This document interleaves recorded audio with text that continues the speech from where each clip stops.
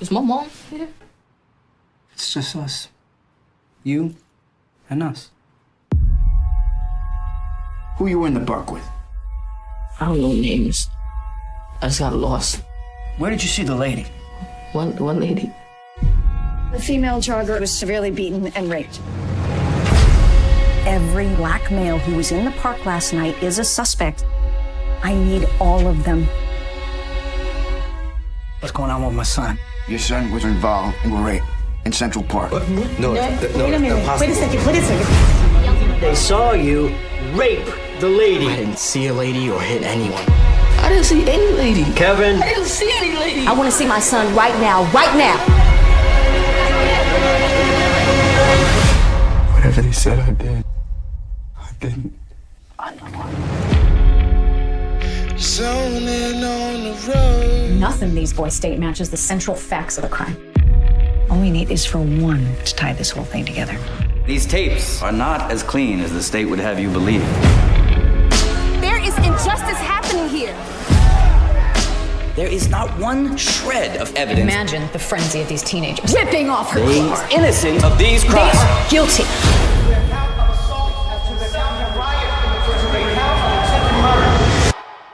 Why they doing us like this?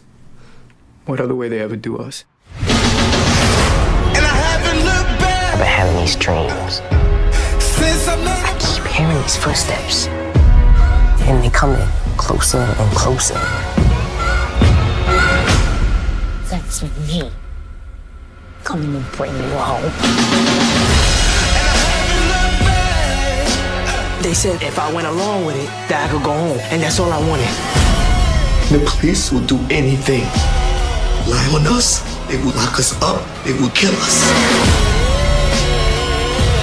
This is my life. I don't think we should admit to something that we didn't do. Okay, we keep fighting.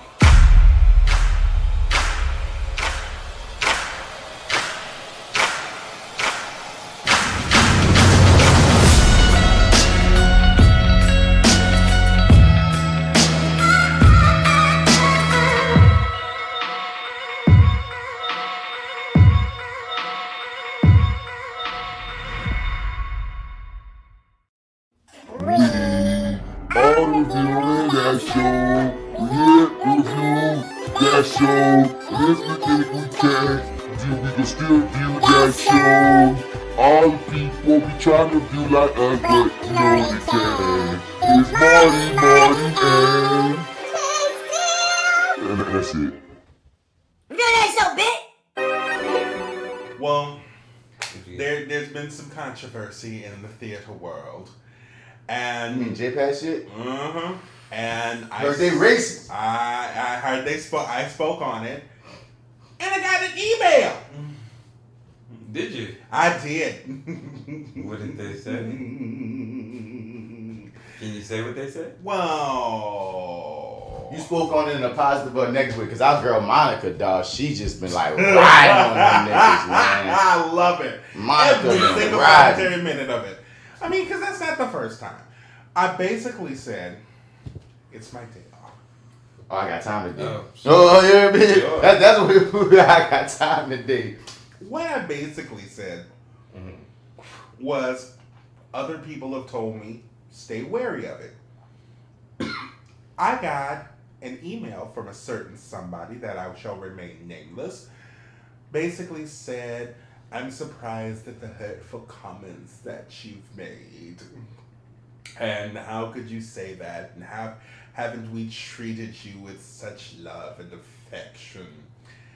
And I was like, first of all, what hateful comments? All I literally said was, and I told him, all I literally said was, actors of color who I've worked with and I consider like family, are like, be wary. Not saying don't do your thing, but be wary. I did, and he was like, he returned it of, oh, well, you sent me a message, it sent me a clear message when you didn't show up at an audition. It's like, I was working to do Genie at the time the audition was. And if I have a choice, no offense, J-Pass, Broadway. J-Pass, Broadway. I'm going to choose Broadway. IGS. I'm just saying. And if I were to, like I said, you shouldn't honestly have a problem with that.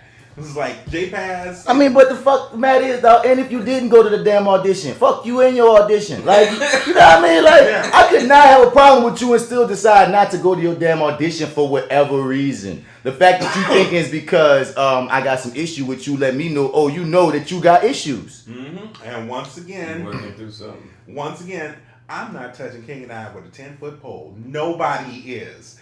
Not black folk, not white folk. You put either. yourself in a position, you got a majority Asian plate, and you ain't even really trying to cast Asians. It's Rodgers and Hammerstein. Like, what the fuck is wrong with you in 2019? You supposed to know better. And like you said already, Lawrence, J-Pass has this history of people having bad fucking reviews regarding how they sensitivity towards racial issues, whether it's in casting or whether it's in dealing with the people. Because remember, like, he was just on here talking about for Dreamgirls, nigga, they give they obviously treated the black people differently. They in the theater, they get a whole speech about how there's cameras in the building. Like, so I've done 3 shows. Dude. Yeah, I've done 3 shows with J-Pass. They've never given us that speech. But they don't give it to the Dreamgirls cast.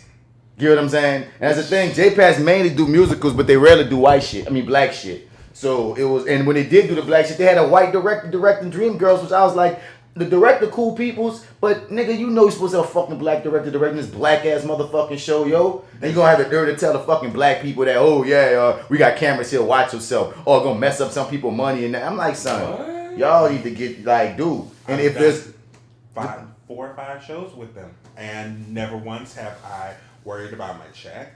I mean, they're on a stranglehold with that space anyway, but they never told us about cameras. And I will say this as a thing, and this is what I told them. I personally have never had a bad experience with J-Pass. But that doesn't mean I'm not going to count that shit out just because I haven't had it. Exactly. And everybody else has. I'm Right. like, Yeah. bruh, come on now. and fuck Waffle House.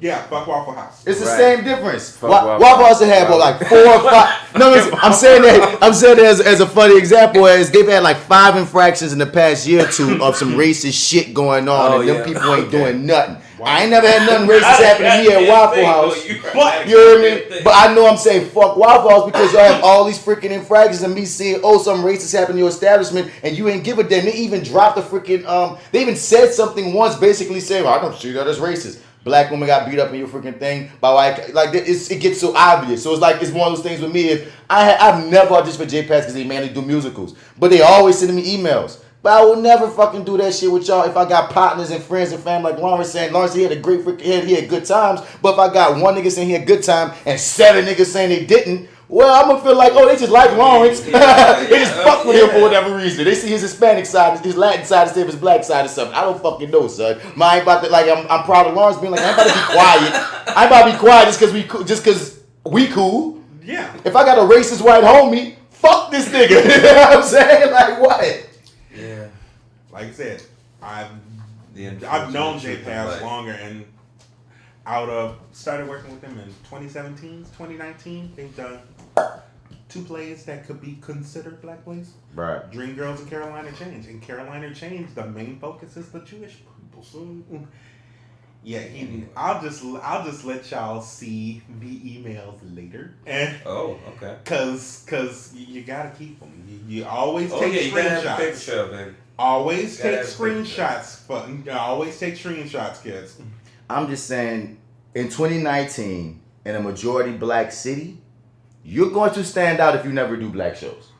At least to me as a black actor. You know what I mean? I understand there's less black actors in the city than white ones. But I don't give a damn, yo.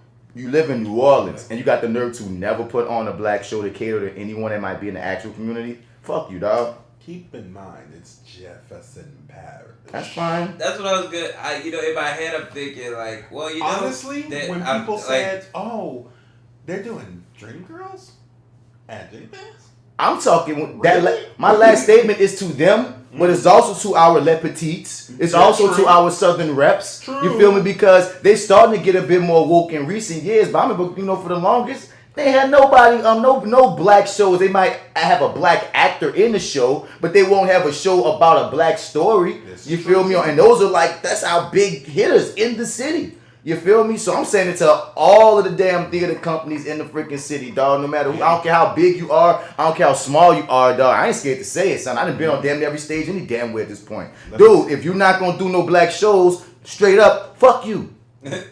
ain't no way to sugarcoat it, dog. Cause that's cause my thing is, I ain't saying don't do white plays. I'm saying it's obvious if you're out of all the theater in the history and in the world, only the white playwrights gonna get plays on your shows for decades, nigga. Nah, bruh. No. Feel me? So I was proud of Le Petit when they did what that musical was, man.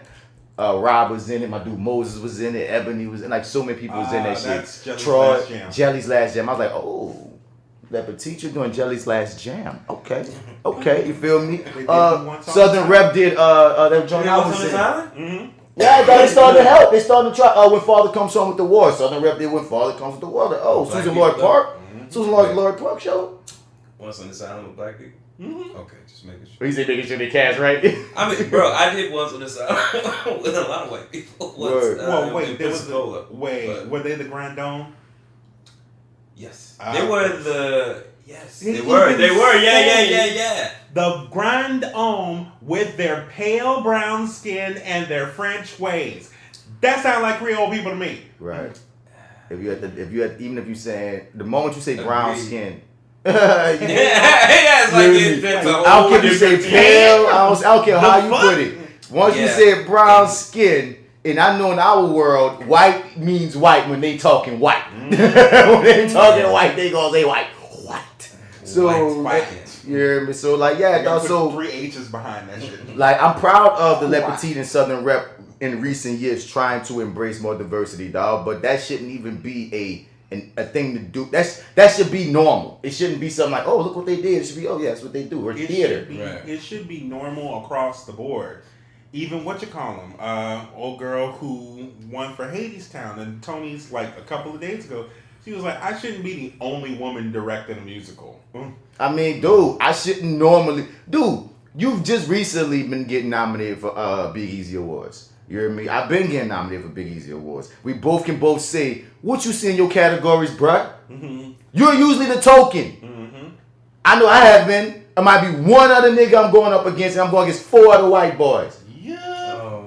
You feel me? And I know other black actors that are killing it throughout the year to say that I'm only seeing me, this nigga with NoLa Project. Lawrence is newer with it. Well, I haven't been nominated this year. Switch me out. Now it's Lawrence. You know what I mean? Heem. It's like, dude, it's these fair weather people, and we all know each other, even though there's black theater happening. There's black people on stages. Stop playing with us, man. You know what I mean? Because one of the most freaking I ain't gonna say shocking, but I want to say just woke me up is when I did freaking Sweet Bird of Youth. And Sweet Bird of Youth, that's what the all white shows, Tennessee Williams. And Southern Rep said we're gonna go with a black actor and a lead character. When I say, dog, that set them white people on fucking fire, dog. And I was tripped out because I'm like, son, this is art. We talking about the art community. We talking about the theater community. How in the fuck are y'all being racist? This is the AWB section of the Reviewing That Show.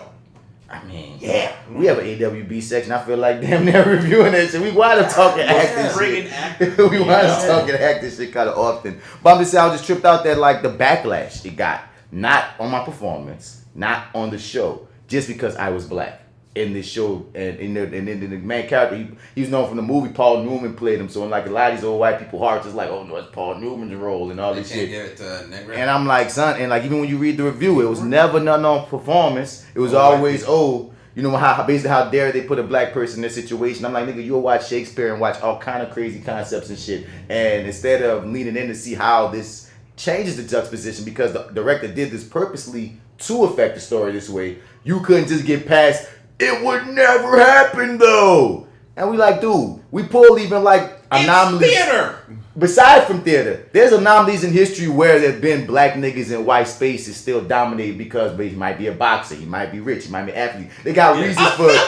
There's reasons for. Oh, come on, son. And that's the best one, Othello, to say that the Moors back in the. Come on, dude. But since it was, I think it was in the 50s or some shit, it was like, there's no way. And I'm like, dude. Again, it's a theater, dog. How about see how it does affect in a way that's affecting? Because it was affecting when you see the shit without the fucking lens. But I remember I'm getting interviewed. Sand everywhere. I'm getting interviewed right outside of Loyola about the show and the race issue. And I never forget this. Somebody passed on St. Charles and said, get out the way, niggers. And I was like, am I being fucked with? Like, wait. Because you know what I'm saying? Because it's a win. Camera. Because it's like, you know, usually life shit is random. Like, or whatever. It's very rarely that something happens that's like storybook, like, coincides with something else. I'm out here talking about the issues with race in theater because of this show where I'm the only black character in the white world. And then while me and this black woman are crossing the street, a pickup truck drives by and calls us niggers. Like, it was a pickup truck? Nigga, it was a truck. No, it was an SUV, I'm sorry. It was a truck. It was one of those big pickup, not the country pickup trucks, one of those bigger. Like okay. One of them joints. You feel me? Still bad. Still same fucking difference. Of course. Yeah. But I remember when it happened, I could never forget it, because me and her stopped. Like, cause we both black and we both caught the moment of, whoa, we're on St. Charles, outside of Loyola and Tulane. You heard me talking this, and we get called niggers. I ain't gonna never forget it, dog. But that was the tone. But it was so funny because that's the feeling that I got from so many of those freaking white patronage people, white people that came to see the show. They didn't say it, but some of them wouldn't even acknowledge me. You hear me? And I'm like, I'm the lead. You hear me? I'm all over this bitch. Like, even after the fact, like in the meet and greet, they have like when you won them over, they still acting stone ass. Certain ones that give you this, they gotta respect the fucking talent and shit, yeah, but it's like still not warm. And right, certain ones that go right by me. I'll give you respect, but no love. To one of my white counterparts, as if the thing ain't about Chance Wayne and the princess. I'm the last nigga on stage. You know what I'm saying? It's like, dude, it's not even tooting horns. I'm the fucking lead. You hear me? So and it's just obvious. It's just obvious. You know the feeling. The only person. Not one black person did that shit. The only real person that had more time on stage other than you was the sand. I had a lot of sand on that stage. Yeah, that shit was sandy as fuck. But but the thing is that just got me was, like, I had the nerve to think that even though I know the industry of Hollywood is racist, that theater was different. You know what I mean? That you know what I mean? If you evolved enough to see the theater, then you just have more depth about you. If you work in the theater, no nigga, same shit. And it's weird. Cause usually it's the artists that are evoking the change. You know what I mean? Many times, whether it's in the art, whether it's in the activism, diverse community out there, we're usually ahead.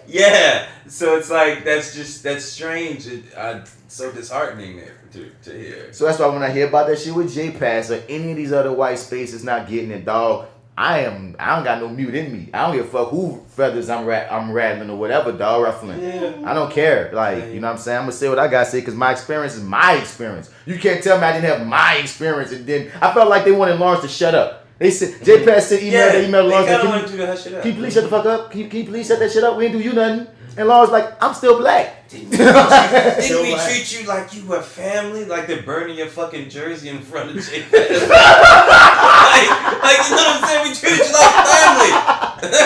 My nigga said, whenever we tell people about our black friend, it's about you. We're talking about you. Why you gonna fuck it up like this? Come on, man. We had a good thing going.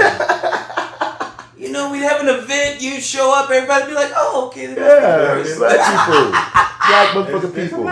That's a black guy. Oh, look at him. And he's happy. Look at him. He looks like he's happy to be here. No prisoner look on him or nothing. Oh, my God. Shouts out to Cameron. He ain't even hit no more, though. That's one of my favorite, like, actors in like, that was in the NoLa New Orleans scene. Cameron did not fuck around. He didn't fuck around because the reason he becomes in my mind is because one, he was a blunt ass dude. Like, you know what I mean? If he don't fuck with that shit, he'll say it. He was one person that like I've never been in a play with him, but people I know that were in plays with him, if it was some white shit or some anti-gay shit going on, he'd be the first nigga being like, you know what I'm saying? Yeah. You dig? But problem. Like, you know what I mean? My association with him is like every time I saw this dude on stage, dog, not only did he murder it, he got that fucking chameleon shit going. You know what I mean? Okay. Like, no, it's like some actors are like, you know, every actor got their freaking, you know, strengths and shit. You know what I mean? And he got the chameleon shit that we like about Jeffrey Wright, that we like about Gary Oldman. Every time I've seen him play a character, it's so drastically not only different from each other, but then when he drops him, he's a whole other nigga. Like, I remember one first thing I saw him in, because like he's like, you know, he's like one of those cameras, like a gay black actor. And he's a gay black actor. When you meet him, he's like, oh, it's a gay black actor. Cool as fuck, you know what I'm saying? But he's like, got the flamboyant shit. He move his hands and shit. He talk like whatever the fuck. But when this nigga, I done seen this nigga then play the freaking the nerdiest of the nerdy, the most powerful, the most masculine.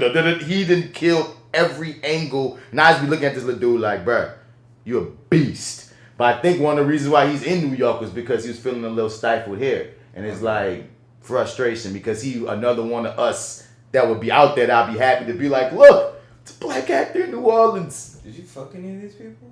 No. I'm sorry. Like, it's just the way they use that word. I'm sorry. Oh, okay. Can we talk? Oh, so for people, because you motherfuckers been doing it longer than me, and y'all sorry, don't realize that like this is audio. They don't like see what happened. Yeah. It's the way they use the word affection. Okay, welcome to the Reviewing Dat Show. You hear me? Let's get to that. You hear me? Welcome to the Reviewing Dat Show, man. We're in this mug, man. It's that active guy, Mr. Bats in the building, representing FlyWithBats Podcast, and I'm here with the fucking totality of your 30, man. Yeah, it is Marty, your favorite host, and the other guy. I'm just kidding. His name is. What's his name? You know what my goddamn name is, bitch. Oh, damn. That was a little basic now. I was about to say black actor Peter, but I was a little scared. I did. Man. You know what? Hey, I asked for it, right? You asked for this shit. You know, run them coins, Run them coins. Run that shit, bitch. You started this bit. Let me rock that shit. You started this bit when you thought he wasn't listening. When you thought he wasn't listening, I thought it was the same space. It was a safe space. Now it's just it ain't no damn safe space. Not no more. So now we have to go to purposely start reviewing shit that we know he won't watch. He can talk shit. The only way, no, he'll still fucking listen to me. But his ass might listen on when he bored. He might be like, nigga, I ain't gonna ever watch this shit. So let me listen to y'all talk about it. He's still gonna be caught. So yeah, pretty much. Fuck. Yeah, I fucked myself on that one. You're the favorite host of what show, Marty? Your30 with Marty and the Arrogant Observer. You can find that all where you found and listen to all your podcasts. Also go to lowerendpictures.com, click on the Your30 tab there. It's awesome. Anything you want to tell the folks about the cat, Arrogant Observer? Oh, they hear about it? Yeah, the cat is the cat. Fuck your cat, 'cause I think your cat corrupted my file, and now we got to review. We got to re-interview goddamn Tanya Waivers. The cat does not corrupt. The cat loves. Oh my god. No matter wow. who these species may be. I always like to blame the On the Lake podcast. that's my go-to blame whenever a file gets corrupted. Yeah, man. I'm blaming them. They gave us their bad juju. They had bad juju for a while, and they just blitzed us. They gave it to us. You know, now we got it now. And this, go ahead, Eric. I am Lawrence J. Weber Jr., your arrogant observer, the quote-unquote activist, and apparently the Black Actorpedia. Black Actorpedia! That's a thing that happened. You can find me on Twitter, Instagram. One of these days I may change all this stuff to Black Actorpedia. You should just do it, man. Yeah. You can find me on Twitter, Instagram, and Tumblr. I am Soulboy30. Check me out on Snapchat if you still have it. That's LWeber584, and check me out at arrogantobserversrants.blogspot.com. The cat loves. Everyone. Oh, it does. I think they'll just stop it there. The cat loves. That's it. Period. And the category is the cat is very fluid. Y'all know I must love you two Negroes. No, I didn't realize it. I realized it literally when the DVR was going off. That's why I was like 7 minutes late. because I realized it at the last second, and I was like, "Oh, fuck!" It's FX. They're gonna play it again. No, I told him. I don't know what you're talking about. Pose. Oh, I haven't started yet. You haven't started yet? Mm-hmm. Okay, yeah. I plowed through it just because it was starting up. I'm gonna crack that milk dud wide open, honey. Yeah. See, I don't know that reference. I have no idea what's going on with Pose. I just know I've been meaning to watch Pose, and then there's this article that dropped today that fully made me feel guilty as shit. Wow. What it was titled, "If you're rooting for everybody black, you should be watching Pose." Okay, yeah, you got me, bitch. You got me, bitch. Okay, I will be watching Pose ASAP-sually. But yeah, it's man. Good though, man. I think you'll enjoy it. Will someone get this bitch, please? She's so tired, and I got a date to get to. But yeah, man. So I've never. We just started acting while black. Me and L Dub over there. We host that shit, and I've never in life even I've never had to interview somebody a second time as if I hadn't interviewed them before. That's what's gonna be weird. Because off the dump, because it's one thing. Because it's one thing if we was just bringing Danielle back just to talk and to come off of what we talked about in the first one. I don't even remember what we talked about as much in the first one. I just know I'm gonna have to now ask you your history again. I'm gonna have to now a lot of things that were just so freaking organic. Fluid, you know what I mean? Because it's always fun when you have a friend on. Like Danielle's one of my friends. You know what I mean? So it's when it didn't feel like bringing a nigga that I'm cool with, but no, me and her we get down. So it's like, damn nigga, now I gotta go through all these questions I already motherfucking know that you've already motherfucking answered. But then you gotta say it like you didn't say it. But then naturally gonna be new shit we're gonna have to talk about because she was in mine. Okay, we've seen mine now. We didn't see mine when we interviewed her the first time. Yeah, mine hadn't come out yet, so she couldn't even talk about mine. I know you motherfuckers saw mine. You know how hard it is to keep a straight face in New York City listening to that damn episode? Sorry, man. How the New Yorkers looking at my black ass like I'm crazy? Hey. Bro, it was... Yeah, that's gonna be fun though. Yeah, son, because I don't know if she listened to the episode. I don't know. You enjoyed it though, you enjoyed it more than we did. Yeah, I was in utter shock. Yeah, I was in utter shock when L Dub said that shit. L Dub said I like mine. I was in shock when the black guys can't jump in Hollywood. I'm in the middle of. I haven't listened. They like it too. I messaged them on Twitter. They hit me back. Oh no! I want to hear this shit, goddamn. What did you say? No, I'm gonna be 100. I'm gonna be 100. All right. Yeah. What'd you say, bro? I planned on sending them 3 or 4 messages, right? I sent them the first message. And I wish I had my phone close. I sent them the first message, basically saying, "Bruh, I usually agree with y'all, but not on this my review, y'all. That mug had plot holes. None of the freaking kids got murdered. That movie was tame. I said it was tame, yo. It was tame. I said I can't see it. You dig? And when I played it to them, I realized when I was applying not only to them, but to them and Octavia Spencer. Oh! Shit. So I was like, okay, I'm going to not go all the way in like I want to go. I'm going to just leave this. I didn't delete that message. I'm going to just leave that message where it is, and it's going to be what it's going to be. Yeah. And then those cats from that podcast hit me back. They put spoilers, man. And it was like, you got some good points. We can't lie. I was like, just give me that, dog. Because I swore. Because the thing is, they hate Aladdin, but they like mine. And I'm like, wait, you hated Aladdin? But you're big up in this. I ain't gonna call it a piece of shit because my girl did it in Octavia Spencer. And then I can't call something with a black female lead a piece of shit. But you like mine? Not one of my favorites. So now me and my dog over here liked it too? I could see the seams though. I'm like... Right. But you still dug it though. But I don't want Octavia. Also, I don't want Octavia Spencer to show up at the foot of my bed with a can of paint. Hell no. Can of paint. I want her nothing anywhere in my city. Sorry. I don't want her in the state. She had creepy down pat. It's like she been plotting this. I want to see her. Bipolar. She was bipolar. Oh my god. I want to do a role like this again, just with a better script. I would love to see her do something creepy again. I feel like fun. I wish this is the Reviewing That Show, so naturally there's gonna be fucking spoilers. No, yeah, you can say you're we're a spoiler cast, man. I wish so much that we delve more into her and Danielle's relationship of this whole you're sick. Because there's a disorder called what is it called?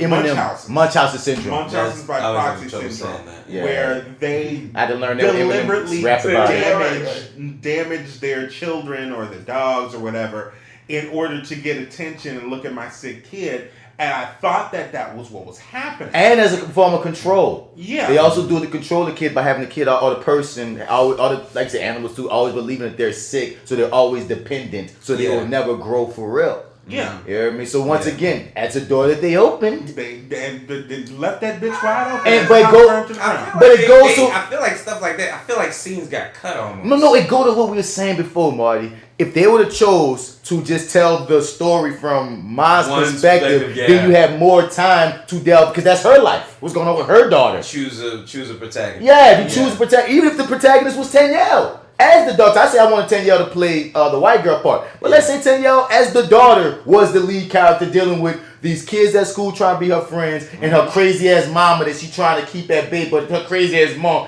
is interacting with her friends, and she's always being told she's sick. And dude, you have a fire ass movie if you really want to go there, but that's not what they decided to do. I thought you also made another good point with the if Ma's this like character that everybody loves, and like she has that reputation, and it's like this new girl comes in, and it's hard to sort of steer people or get people to realize what's really going on behind the scenes, and it's like I couldn't let that idea go. I was like, damn, that would have been real good. Yeah. I mean this is a caveat I would give even to Lawrence. For whatever reason, liking this movie. I will say this again, son. It's fun when you turn your brain off. That's probably why I liked it. For real though, because I kept telling you when I was in that theater with Danielle and all her friends, and with that other girl and all her friends, and everybody all excited and reacting and everything. And it felt like, you know what I mean? Because again, I've been in bad movies that had great screenings. I can't say what's what, but I'm just saying I've been in a moment, in a movie where I'm like, I knew this. I'm in movies that I've been in, you know what I'm saying? I was like, damn, I don't know why people cheering this shit right now, but they love this. You know what I mean? So I was saying, so I know that vibe, so I can understand how you get swept in the moment. But again, the moment my brain kicks on, this movie's trash. The moment my brain stays off, I can see why people have fun. So it's an interesting situation with this. Word. Performances were good. I can't say that enough. I mean, also too, not even just the plot holes, just goddamn man, I just felt like you were sitting on gold and you just let it go. The director, or was the director and writer the same person? I don't know. I'm not sure. Okay, yeah, but like I don't know. It's just we get to the end and it's like I have all of these meaningful punishments for all of you little kids, and none of them were punished. And none of them were real punishments. I'm gonna paint your face white, black kid. Ooh. Freddy Krueger turned a bitch into a cockroach and then smashed her in a freaking envelope while laughing at her. Turned into a cockroach and smashed her. And your punishment for this child is to recreate dead presidents. Like, come on. Like, I'm a fucking zing. I'm a fucking zing, nigga. Zinger. And so, like I said, with these strong feelings I still have about this film, son. When Danielle walked through that door, because, you know, of course, got to talk about the history, got to talk about the crowd, got to talk about Queen Sugar. And I guess it's a good thing she's coming back, because Queen Sugar drops tomorrow, I think, is the new episode. I believe so, yeah. So, you know, Queen Sugar starting, you know what I mean? So, you know, boom, boom, boom. But then when we get to Ma,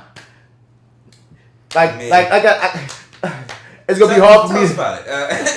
You know, because she couldn't tell as much because she had to talk around it. It was so was it really limited then? No, we just interviewed her 2 weeks before the movie came out, so she couldn't spoil anything. So she couldn't tell you really. We couldn't really. Yeah. Cool. I think we mainly talked about Octavia Spencer, like the acting craft of it, more so than the story. Okay. So we gotta talk about that again. Yeah. And now we have more story. I so want to know, man. Like, was there some hardcore script? I told you at first. I know you would know that. I know you keep telling me that. I know, and I will not listen. I'm gonna give you this one, Marty, and I'm gonna try to put this at Lawrence too. If I forget to ask her this question, I'm gonna ask her if the side she got was any different than what we got on the both. Okay. Oh, okay. Both. I'm yeah, wondering, right. did you That'll get did the sides you get, were they straight from the movie or were they different, or did the script ever change while you were there? I'm gonna try. One of us gonna try to remember your question. Just if she has an answer of some sort, if she doesn't, that's cool quench. too. Yeah, It'll quench your shit. It so will. Yeah. All right. Even if she tells me I have no clue, So I'll be like, fine. That's all I need to do. So today, man, we're gonna be reviewing some shit that tell you. Oh yeah. Oh, you're a bitch, Marty. You're a bitch. What did I do? You left me last week, and you had already seen this. Yeah, I did. And you said you need to see it, man, and you left. Yeah, I know, because I was like, it's sort of like, you know what? This is one of those things you see, and then you tell me we're gonna review it. You'll text me and be like, bro, I just watched this. Yeah. We gotta review it. Bruh. So then I'll go watch, but I'm like, okay, when I got to it first, I'm like, oh, okay, I just beat him to it.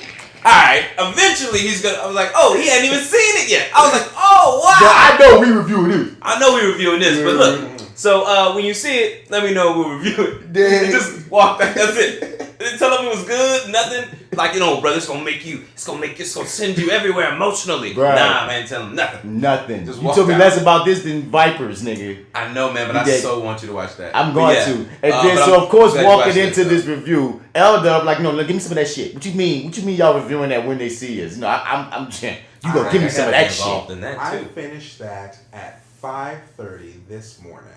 Oh, so you fresh? Wait, you just finished it? Damn. Oh, okay. So after Wow. I put my pillow in the dryer because it was soaking wet, I was like, You ever see a piece or just a work of art, doesn't matter what it is, be it film, television, theater, doesn't matter, that you just gotta sit down and be quiet with yourself afterwards? Yeah. Just one of those, I need Take to it process in. this. Yeah. And the one thing I will say, just off the top, whoever is the casting director, goddamn, good job. I mean, this project needs awards all around. Goddamn, All around. good job. Casting, costume, the actors themselves, they're everything. Like, y'all niggas need some awards, dog. Like, for real. Especially the kids. Yeah. Oh my God, dude. The the adults did their thing of the five, dog. And of course, your boy, what's his name? Jarrell Jerome.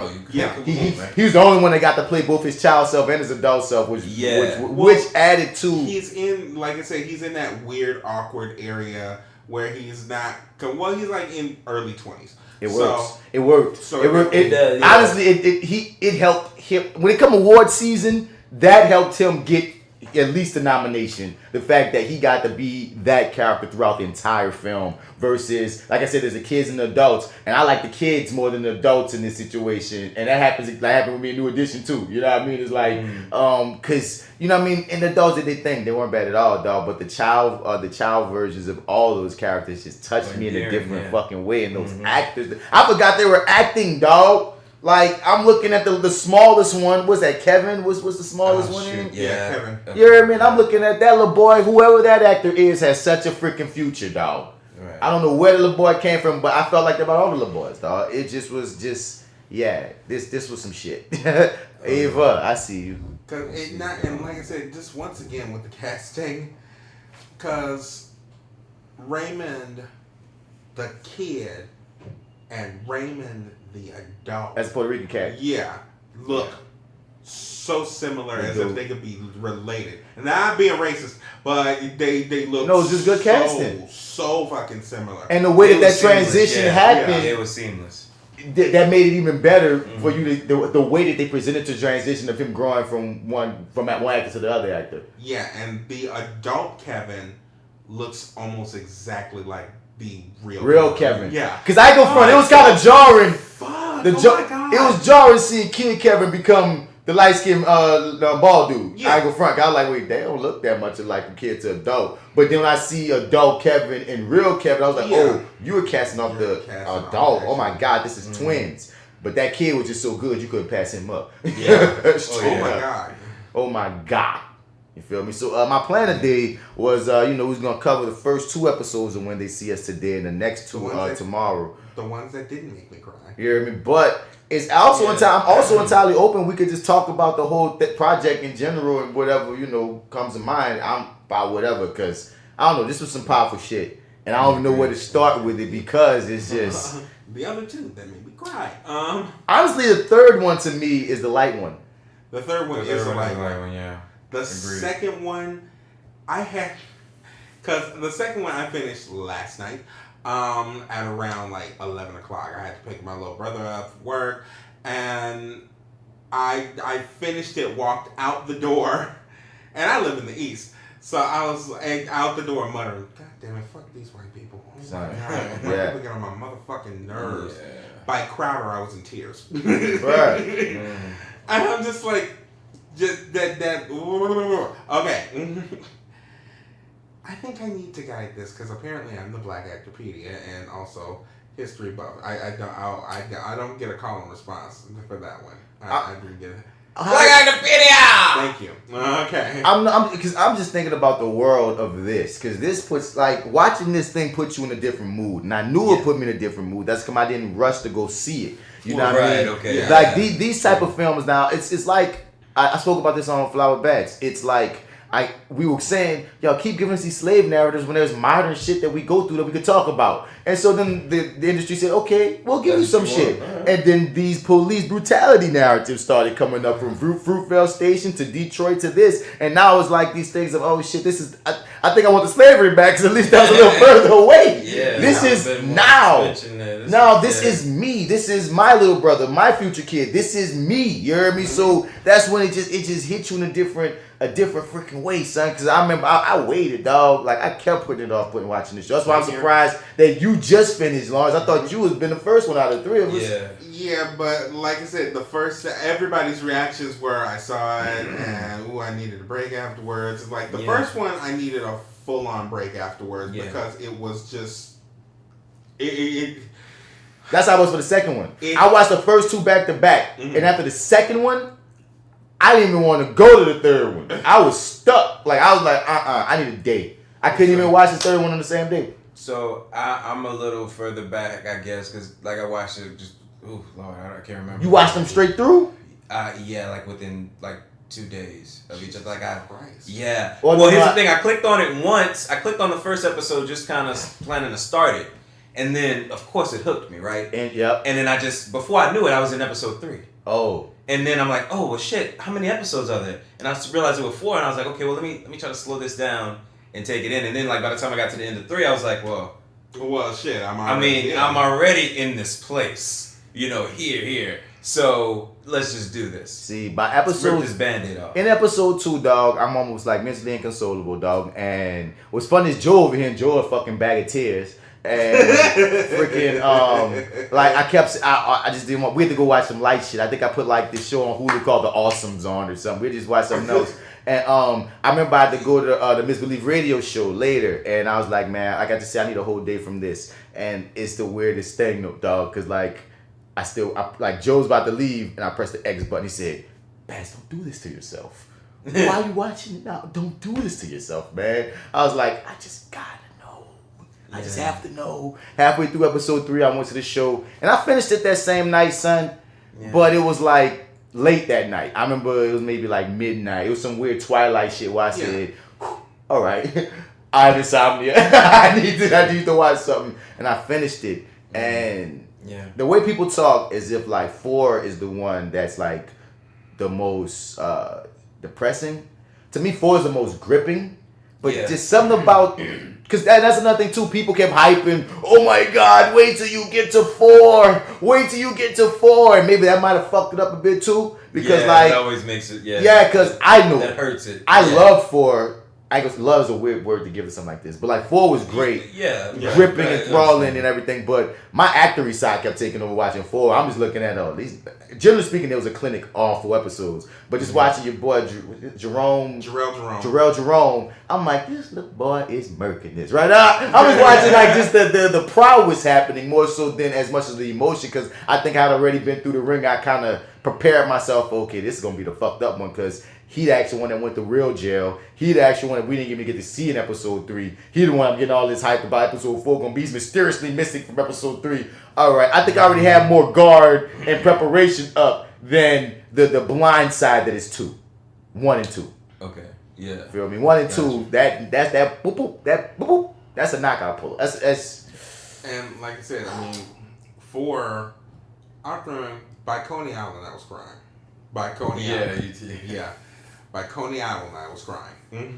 It's Coney Island when he has that dream about what if he would have had a different freaking decision. Oh, that was so Island, heavy. I was gone. To be the filmmaker to come up with that concept within this story is genius.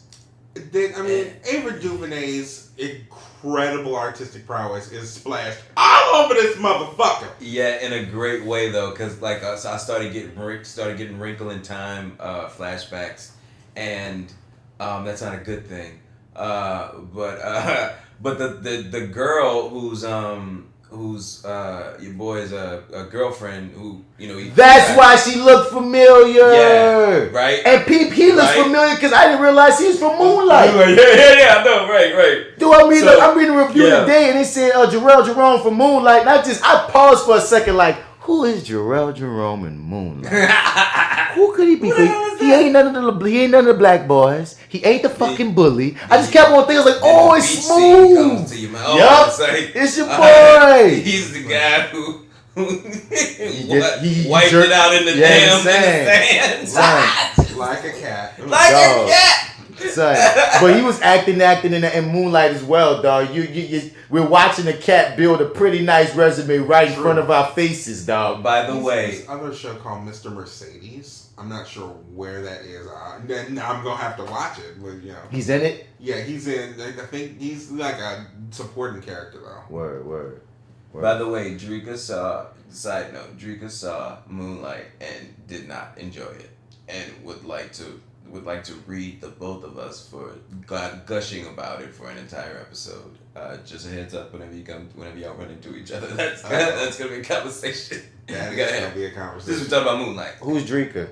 Oh, my girlfriend. Your girlfriend has bad taste. Damn. That's a statement to tell somebody about their own age. You know what the interesting thing is? She has bad taste, so she's dating you. You and J.Steel have both kind of said this, your girlfriend doesn't like good movies. you and J.Steel both told me that one time. I don't know if y'all said that directly like that, but it was I see pretty much y'all both agreed on it. No, pause. Bro, no. You should be there too. I know. When I tell you, oh my God, no. I'm trying to explain to her that it's artistic, value, she's stop. It's boring. Exactly. I understand why she don't like Moonlight. I'll give her that. You give her that? Okay. I don't think it's boring. I didn't think it was boring either.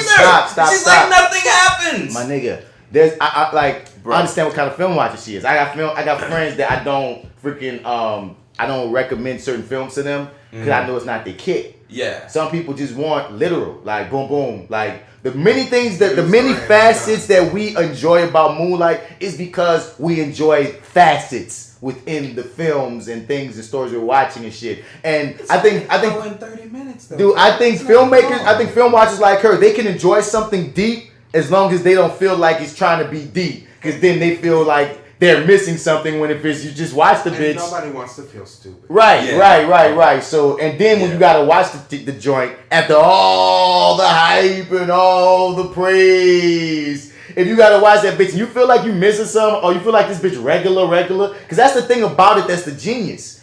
It is a very straightforward story, so it can trick you into thinking that it's a normal black film. But then when you watch it, you like, wait, I've never seen a black movie like this. You know what I mean? Oh, damn. This was real. It gets you in a level of, dog, this is prestige black filmmaking, though.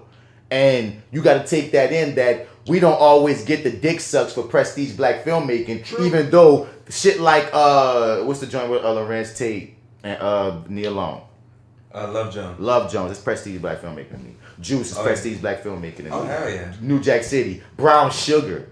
You know what I mean? What I mean? Yes! You know? Finally somebody gives Brown Sugar some love. That shit was awesome, wasn't it? Dude, it's one of the best fucking romance movies you can find, period. Brown Sugar, because I love and basketball, but Brown Sugar's better. Brown Sugar's better than Love and Basketball. You're preaching to the choir. Love and Basketball is all the hype, and that's still prestige black filmmaking too. No, like Love and Basketball is fucking awesome. Waiting to excel. Like we got some movies, dog, that should get nominated for the big level, respectable shit in history that don't get the respect that it should get, dog. Wild card. What'd you say? Wild card. Jason's lyric. Oh yes. You feel what I'm saying? But there's a lot of them. There's a lot because there's certain movies in our canon, just like in white people canons, like in anybody canon, that are just cool movies. You know what I mean? But there's things that should be heralded within cinema that we know are just like, nah, bro, that bitch ain't got no fucking seams in it. Off the top, just going back to Jason's lyric. Jason's lyric was kind of Shakespearean when you think about it. Having to choose between your family and your love. Come on now. Yeah, dog. That's Shakespeare all day. And that pedal shit. But anyway, that's his value. I'm sorry. No, Jason's lyric too. That was Jason's lyric. Yep. But either way it goes, son. We got some fire stories that don't get respect. So we see something like Moonlight. You know what I mean? Get the proper dick suck. Yeah. I'm gonna ride with the fillet. Yeah. I'm riding with that fillet, dog. And this the fillet that needs to happen with When They See Us. Yeah, When They See Us needs to get all the fillet, dog. I'm glad she broke it into 4 episodes. If it doesn't get any nominations, it's a straight snub. Spell that and hashtag it, goddammit. Fillet. They lucky we don't name. They lucky y'all name reviewing that episode. It would be hard though, because I feel like every time I'm doing a review in an episode, somebody says something that made me be like, I would probably name an episode. That's how I keep on saying the phrase. Is that the title of the episode? Because we say weird shit all the time. My son, no, that should be a T-shirt for y'all at this point. You say that every episode. Is that the name of it? And it'd be hilarious because it's really rare that it is though. Yeah, it's like that would be funny. It's like I'll think about it. You know what the funny shit is though? It's like if I don't write it down, I'm like, oh fuck, I don't remember what we said it was, son. And he probably ain't gonna remember it either. And I can't scrub through this whole thing trying to find that one little phrase where we're like, and that be, and I'm like, I don't even know where it happened. Fuck. Call me Sally and kiss me sadly, dog, because I do that. Oh, you do that? You scrub through that bad boy? Yeah. Dog. I'm like, I'm gonna find this shit, son. Because sometimes because that's my mission during my edit of the freaking episode when I get them. Especially because luckily for Reviewing Dat, I don't do episode titles. You know what I'm saying? So it's the easiest one to get up. That's why it gets up so fast. You know what I'm saying? It's the easiest one for me to edit. We don't have segments like that, so I don't have to worry about listening to see where I gotta put this music or that music. It's just all right. Boom. Yeah. Might throw a trailer in, might not, depending on how I'm feeling, depending on how long you saw me. You hear me? So it's like that. So, but with Fly with Bats, I gotta think, okay, what we gonna name this episode? And oftentimes, like Joe or D, I might say something like, I'm gonna name it that. I might make a mental note, and then I go back, I'm like, fuck, what was it? Now I'm watching this whole episode word by word to think, okay, it's gonna come, and I'm gonna know it when they say it. And it, yep. I be like them ones where it's like, oh, I hope we say it in the beginning. Like we said before the first break. I'm like, cool, I can just scrub through that. Cool, I got it, scrub. Because sometimes you can remember like the moment. Even if you don't remember the words. Right, it's like we were talking, what do we lead into that brought us into that? Yeah, we were talking about this, and then we got to that, and then boom, there it is. It was in this area. It was in this area. Somewhere in this general vicinity. But but back to the actual people we talk about. When They See Us, man. First episode, without, going beat by beat, dog. So I forgot first episode, because like I said, 1 and 2 are like a blur to me together. How did 1 end? I've only rewatched episode 1. I didn't know. How did 1 end then? Because 2 end with the verdict, and that's why it gets the fucking win out. They're guilty. Yeah. 1 ends with what? I don't remember. I didn't actually get to 1 ends with them being actually arrested and put into cars. Okay. Oh, it's a perk walk? Yeah. Yeah, okay. All right. So in 1 they even got the coerced freaking thing from Corey. Because dude, the Corey situation is so heartbreaking because my nigga wasn't even on the list. Yeah, he just went with his friend. To be there for his partner. Yeah. Now, Linda Fairstein out here, we got to throw this out here. She out here saying that all his movies complete lies and garbage. She said, quote, a basket of lies. A basket of lies. She said, yes, all their names are on the list. Side note, I enjoy the new production logo for Netflix. Oh, yeah? One where they just bring it down to the end and then they pass through a whole bunch of neon colors. It's fun. Just a heads up, and for those of you who are coming into this with no idea what you are talking about, nothing, have no clue. I don't know how you can, but still, this is a story about the Central Park jogger case. A young lady named Miss Miley was jogging in April of 1989, where she was attacked, dragged, raped, sexually assaulted, and beaten severely. During the period of time in looking for suspects, they ended up catching 5 boys: Corey Wise, Antron McCrae, Kevin Richardson, Raymond Santana, and Yusuf Salam. Damn. I am the Black Actorpedia. I'm the Black Historypedia. Anyway, they picked these young men up. Black Actorpedia! Yeah, thank you. They picked these young men up, coerced confessions out of all of them. After leaving them, I've been on that corner. That's 1/10. Anyway, after leaving them in interrogation rooms and grilling them for 24 hours. No food, no water, no breaks, no none of that. And repeat, grilling children. Children. That's the thing that I need to be hammered home, and I'm glad that's a big thing that Ava DuVernay did in this film and have hammered home, even specifically even with the casting. She cast children. They've got innocence dripping off their nuts. Dude. I mean, it is like that's what really pisses you off. Well, me at least. No, yes, it pisses you off. It's supposed to piss you off. Right. If don't, you have a problem. These are really fucking kids, but we'll get into it. It's like Yusuf in this high top fade. It's like, I wish. And I'm like, what do you expect if you grown ass white men, police officers, are grilling 14, 15, and 16-year-olds? What? You know what I'm saying? I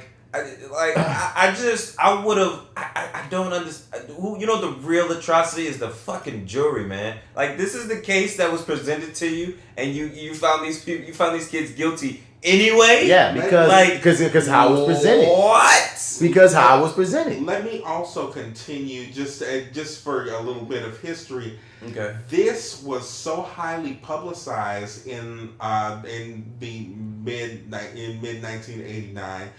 Also because the current tornado a-hole in chief put out a full-page ad that cost him roughly about $80,000 in the New York Times, calling for these 5 children to be executed. Bring back the death penalty. Mm-hmm. I actually read the article, and it's just full of these like, oh, back during my time, they were having kids, and we can't even walk down the streets because... Just for preface, New York in the 1980s and the 70s was fucked the fuck up. Right. Most of them were, crime was high. You had the AIDS epidemic ravaging through communities. You had the crack epidemic ravaging through communities. Reaganomics fucked everybody's money up. So at that time, it's not the gentrified look that New York has now. It is literally, nobody wanted to go to New York. New York was disgusting, it was gross, it was dirty. Nobody was going to New York. And let's not talk about the racism. Yeah. And I just want to throw that context into as to why some black kids with a bunch of white police officers would say whatever the fuck to try to get out of this. But continue. And they made them give them false promises too. Yeah, I mean, you also, you're also dealing with literally everybody. These are unfortunately, these are kind of latchkey kids, and most New York kids are latchkey kids. To be honest with you, they have to work the parents have to work their asses off to keep them in these high ass apartments because the rent is too damn high. So New York kids grow up differently than most kids. They kind of get thrown into shit. Yeah. But that's still not the point. The point is these 5 children were convicted on certain different assaults. Now, the majority of the children went to juvenile hall, which is not any better. However, Corey Wise, who was 16 at the time, went to real jail. Real Rikers Island. Real jail. And when I want to get back, just on the jury shit, don't forget this as well. Niggas like Donald Trump like was putting out ads and shit. They had the black conservative sides that was saying fuck these kids too. True. You know what I mean? There wasn't just white people. It was people thinking that this gang was wilding. Yeah. And they raped this little white lady. You feel me? Where you gotta remember too, it also plays in the point of we don't get to be kids for long as black boys. Mm-hmm. Yeah. Black boys, once you hit anything teen, you're a grown ass man. And then a couple of them, that's even a line in here that you look old for 15. You know what I mean? Because a couple of them look old for their age. Even if you look at the old pictures, a couple of them look old for their age, and it's like, you know what I mean? If you look a little old for your age, they feel like you're also mature. No, just because I look a little older than 14, 15, don't mean that my brain isn't still fucking 12, 13 years old. I'm a child. You know what I mean? But that, that experience is lost on a lot of motherfuckers that don't live it. You know what I mean? Which is why I can get frustrated as well when black men were also against them. I'm like, that's why I love that a lot of our community roll with them, dog. But when I look at the ones that didn't, I just give them that side tilt to the head, like. And most of them, and I don't know what the hell is going on inside a black conservative's head. Let's be real. True. But if you are a black conservative and writing against these kids, most times my mind is saying, you kids, y'all done fucked it up, and you make all of us look like nothing but thugs and rapists. And that's a lot of people. It's just that it makes us all look bad situation.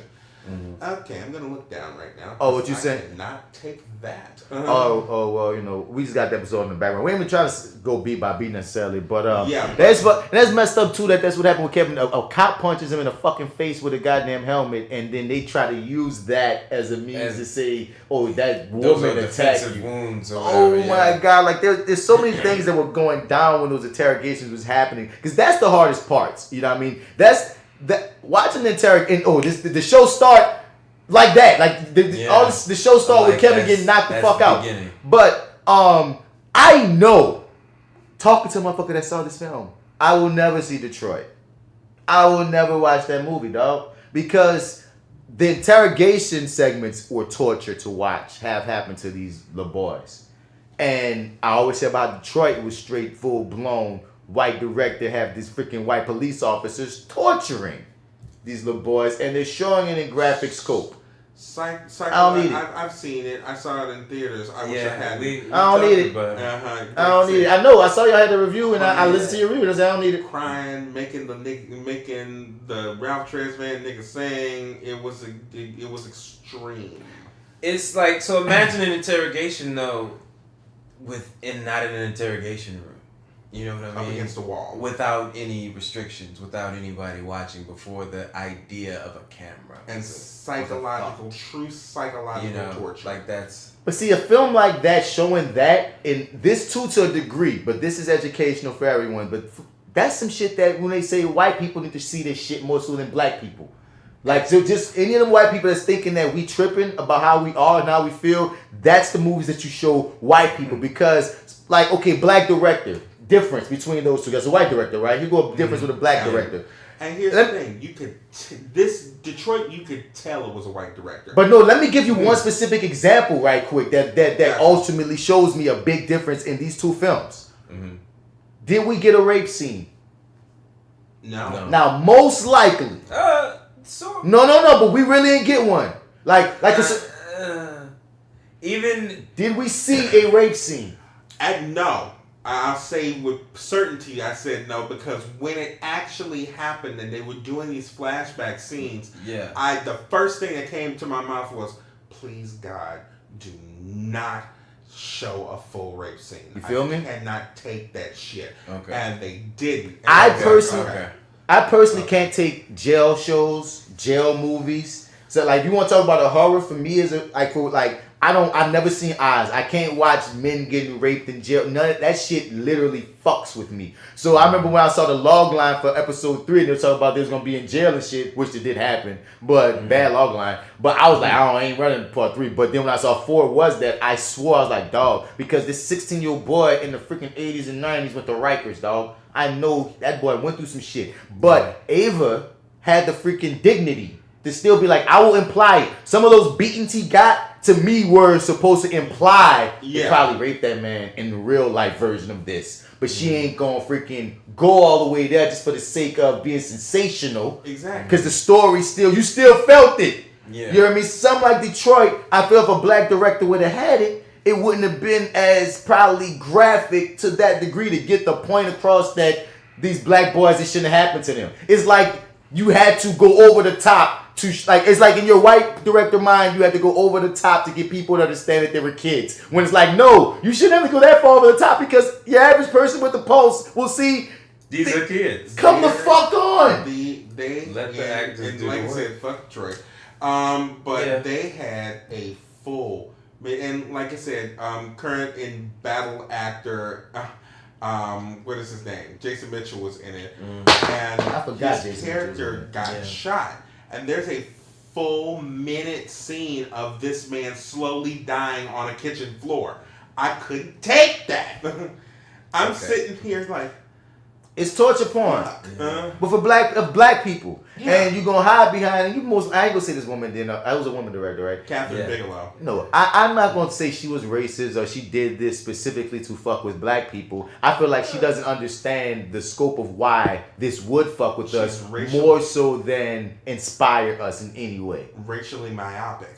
There you go. Like I said, and like that goes to another thing we were talking earlier. But did she cut her legs though? It's like, yeah, okay, cool, show all this brutality, but then at the end you had to have that scene where he runs into the cops and they're like, oh my god, he's a human being, who would do this to him? Like, okay, alright, cool. Your whiteness snuck in at the end there. But okay, whatever. But then you see this film, Ava seems to have a very clear mission on retaining the black people's humanity. Mm-hmm. You know what I mean? Yeah. All the kids, you know what I mean? Like from the casting to just how everything's presented. You know what I mean? Linda Fairstein, I can see why she pissed at the goddamn movie. You know what I mean? Oh yeah, it makes her look like a fucking villain, and then on top of having her make like a look like a villain, they cast a villain to play her. They cast a real life villain to play her. So it's like, talking about current felon Felicity Huffman. Yeah, man. Yeah, man. So and the thing is, I kept on getting this. Like, we really don't like you, lady. She cast Felicity Huffman and she cast Tommy Egan of Power's dad. Sneaky, shifty ass dad to play the two villains. That is Tommy. That's Tommy Egan part. That is Tommy Egan's But part, what I'm about to say, I forgot about to say, but as far as progression in the show, like, so we watch the kids we watch them come from all different angles. And that's something that sat with me too. I didn't know that these kids didn't know each other prior to this shit. You hear me? Because growing up, because I'm like 3 when this goes down, so I just heard of the story in little bits and pieces. Yeah. But I'm thinking it was like 5 friends got caught up. No, it's 5 strangers that didn't know shit about each other. They got thrown. Dude, that scene, I don't know if it's in episode 1 or 2, when they finally are in the room together for the first time, almost broke me. I was like, oh, he's like, say, bro. That's in the one. That's in the one. Oh, so that got me. on you. Oh, everybody's like honest and stuff. Like they didn't waste no time though. Like just kind of spilling that shit. Like we all here. But like the dominoes nicely timed. The pacing of that scene. How like a kid to say something, then he'll take it in, and the other ones will be taking it in, listening to him like, what that means. But that showed like she gave it the nice pacing to watch everyone react. So they didn't feel rushed. Like no, it was real. It was so real, dog. That is how episode 1 ended, and that shit was dog. Yeah, dude. But throughout, so like the show started with them coming from all these different families and stuff, and how they all got to the park. And then, they all had different experiences at the park, but none of them ever ran into the white lady at the park. You know what I mean? We got trying scene, okay, these niggas did whoops. That's the thing. None of them motherfuckers ever said that fuck shit didn't happen in the park. They just said we ain't rape nobody. That they didn't beat the people up. Yeah, they did. Some people harassed them by peoples. Your boy Tron saw a fight. My dude Kevin was just kicking it and shit. Like people, it just was some crazy shit with some teams. By people. But let's say they did. Let's say they did. Let's say because certain things. Okay. Yeah, it's a movie. Right. Let's say they because I know how teens could be. I bet you they did fuck with them white people on the bikes. They probably beat them up, but I'm sure they were rowdy. But and we're talking about like 50 kids, 30 kids? 30 kids. It's 30 kids. And all 30 together. They all weren't friends. So you know what I'm saying? Yeah, maybe there was look at the fuck shit that did go down. Right. Like, so we nobody don't know knew that was gonna happen. We don't know what the totality was, dog, but it was just this perfect storm of things that wound up having these 5 be the ones with the targets on their backs. And shouts out to Michael K. Yeah, man, his stuff. I think award. Yeah, definitely, man. Son. What's my nigga name of the Wire? What's the name of the Wire? Omar, dog. Omar was Michael K. Williams. No. I know. I said Michael K. just now, but I'm saying what was his character on the Wire? Omar. And it was Omar. And I'm saying my dude, Omar was like the pinnacle of like. I'm almost a superhero in the hood, you know what I'm saying? Like he was black masculinity. You feel me? Just dog. Now you know, and then the fact that he was gay even made that character so much more like fire. You hear me? So when you see him be like this superhero on the Wire, and then you see him in this film joint, just like breaking down. Like when you see him when you're born trying as a kid, you see the muscles. You see that Cat is in shape. Like I mean, this is his dad. This is a powerhouse, and you see the deterioration of the black father within his life. And then by the time you get to him being grown and he's on his deathbed, damn near, that was not only great storytelling, but Michael K. fucking ripped. He ripped, dog. Oh, yeah. I think that's gonna be because the thing is everyone's talking about Jerome and everybody else. And I feel like his performance, many of the parents, all the parents, I was completely fucking surprised by Niecy Nash because I've known Niecy Nash for the majority. For the majority of the time, she does a lot of comedy. I've never watched Claws, so I don't know her I don't watch Claws dramatic side. They won't book me, but they keep auditioning me, fuck them. And no, they don't audition me. I'm sorry, go ahead. Well, that and she of course, she and I went to the same school at one point. You and Niecy Nash? Well, not together. Oh, okay, I say, goddamn, Lawrence, have you been hiding your age from us all this time? You old motherfucker. She did it before I did. She went to Cal State Dominguez Hills, which is basically Delgado in LA. No, LA Southwest is Delgado in LA. Oh shit. Anyway, but she go Toros. So I like her, and just to see her be this complicated, because she, on the one hand, you see her just every other mama, and then you see these other levels, these other things that she's done. There's this trans. We saw real people. The trans sister. And I'm like, and then going from this to Pose was like, it was like, damn, I feel like the same subject matter is just, is it in everything, or am I just watching stuff? You know what I'm saying? But yeah, just trans women of color get murdered all the time. And on top of that, my nigga, it's not in enough, honestly. It's truly like those stories. We don't have accounting too. Yes, they don't have enough of this, and I thought that's. I guess when we talk about the latter half of this show, I thought that was a brilliant move by Ava. Like I just really dig her version of telling this film. Like, before I get to that, you made me think with Niecy Nash, Black Motherhood. In this film, it really hit. Like, heavy hitters. Heavy hitters, because no. Specifically, all the actors, all the black women in this movie as the actors. Oh my God, we got big dogs. I know you got all their names too, but I'm just saying, just the concept of black motherhood, just feeling it, because it's like, we all black boys, and we all, our black moms, like, they fawn over us, but we always, like, as you get older, you realize that, damn, though, they really be thinking something gonna happen to us, like, for real. You know what I'm saying? Yeah. And you kind of take it for granted, specifically when you're younger, because you don't have a scope on what it is and why it is. Even though, it's my mom, just like as moms being moms. Yeah. But when you see a horror story like this, which is the absolute worst that your mother can imagine happening to you. Exactly. You know what I'm saying? But she showed it in its most rawest form in a way that I'm not used to seeing in film. You feel me? As far as, damn, like, as a black son, I got that. Like, I felt that. Like, every time my mom ever said, be careful or any of that shit, or my grandma was like, come in the street, like, come on, or any of that shit, you hear me? It's like the way she captured each of the mothers experiencing this just made me feel it on a whole nother level. And just more of the language, you hear certain dehumanizing language kind of consistently spouted by police, by media outlets, and by the prosecution. Thug. Animals.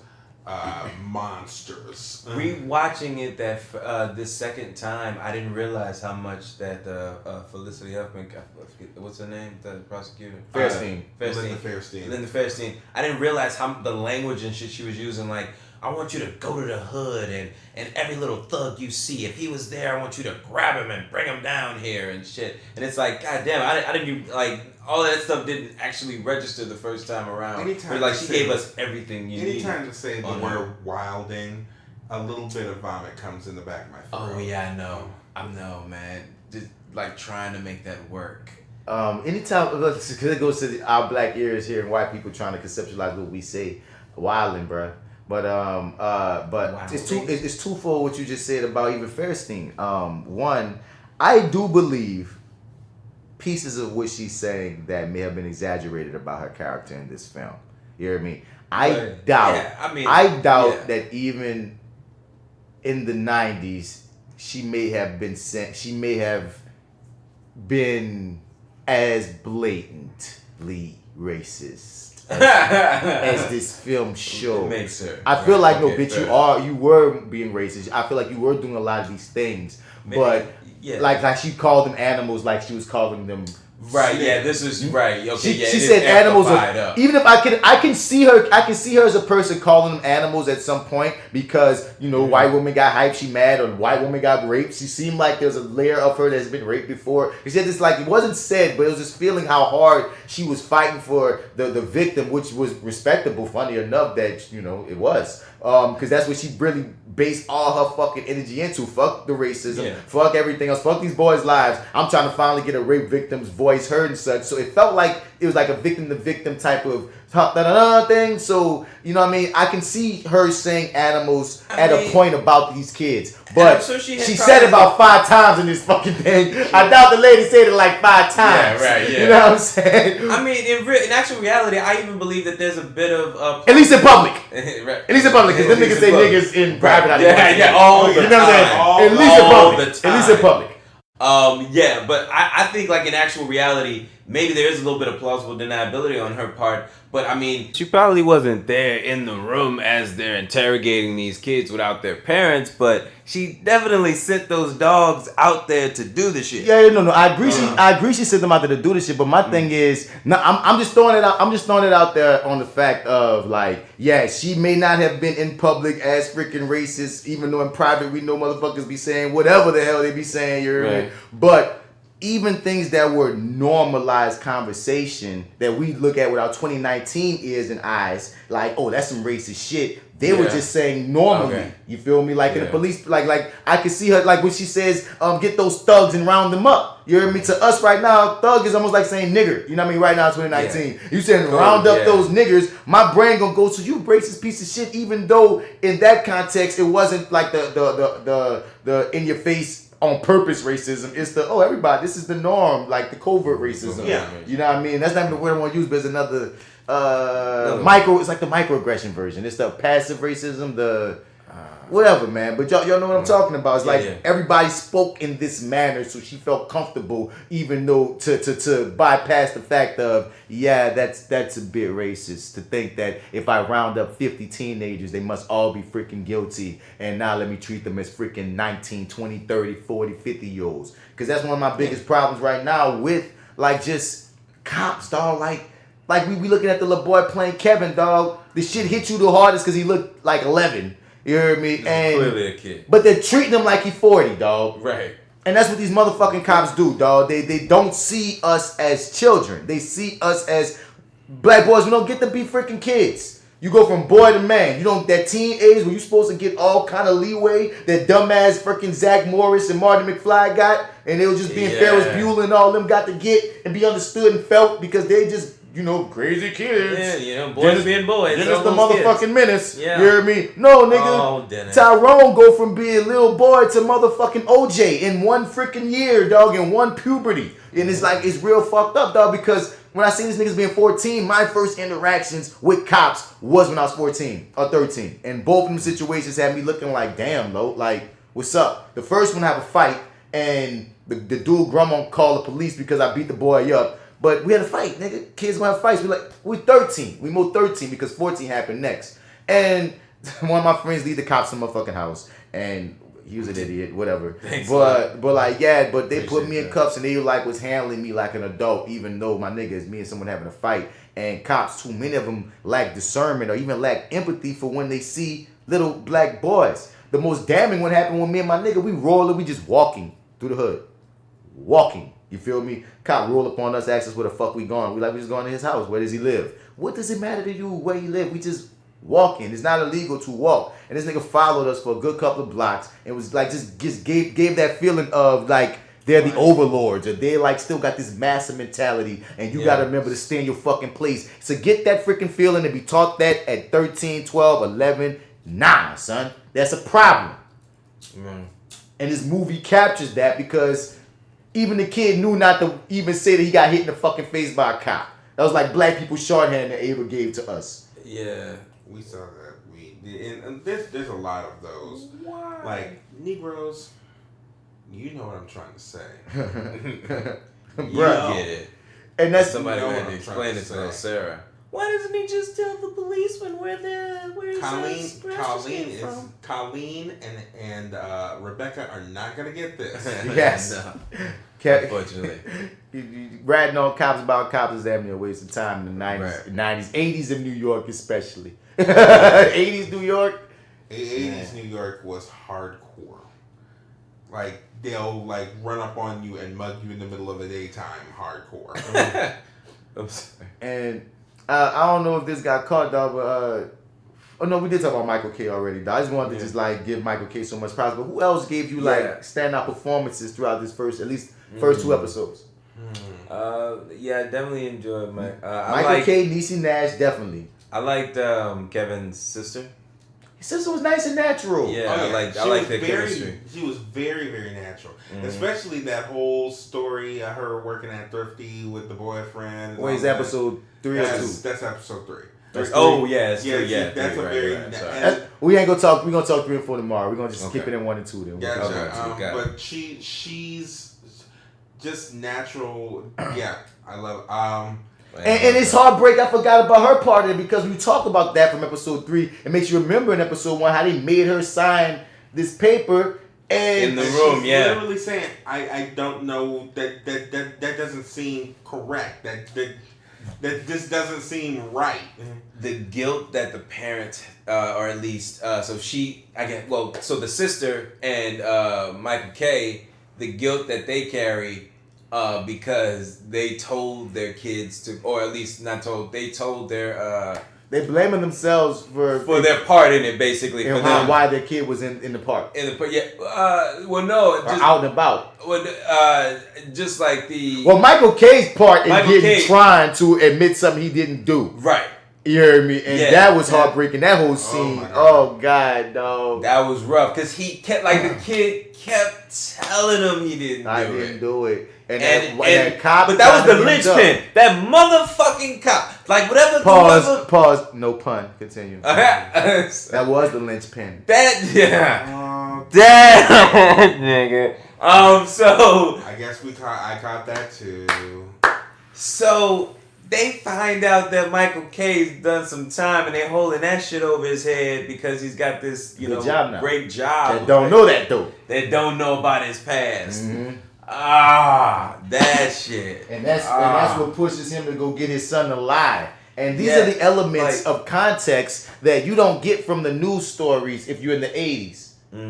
You just getting this brush stroke of these little black boys raping, not this black boy's dad was like getting pressured, and he made his son. Otherwise, they have no reason. They have no leverage. If your dad pushes you to do this shit, and you're 14, 15 years old, what you gonna do? Yeah. It's not like you're gonna say no. Bruh. I mean, No.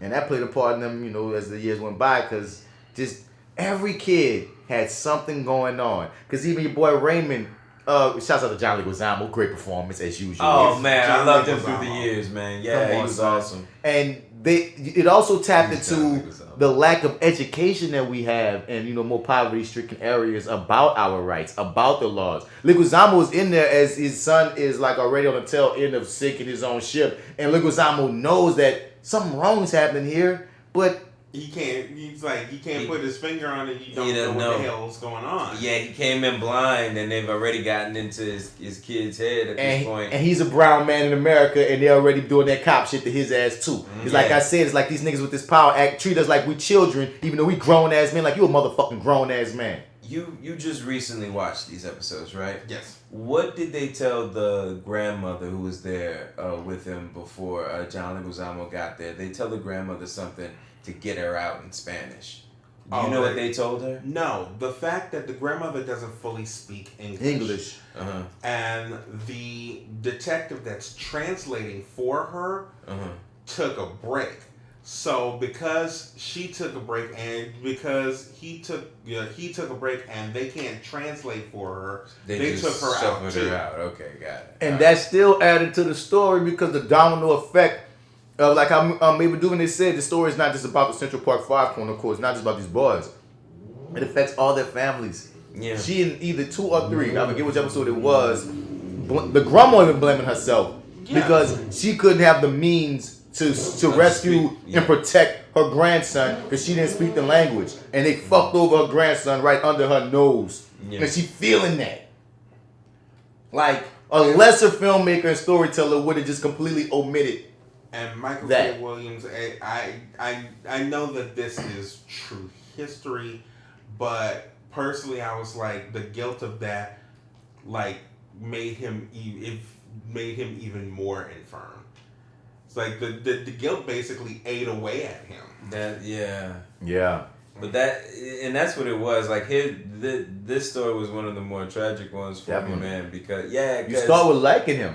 Huh? You start with liking him. Oh yeah. The chemistry he has with his kid, how they sit and they have lunch or whatever, and they talk about sports and shit. Mm-hmm. They have a rapport with each other. You know what I'm saying? He's not scared. He respects his dad. Yeah. Like there's a whole bunch of like there's a ton of shit that you're given in that first little scene, and then all of that shit just kind of goes left when we're put in this position.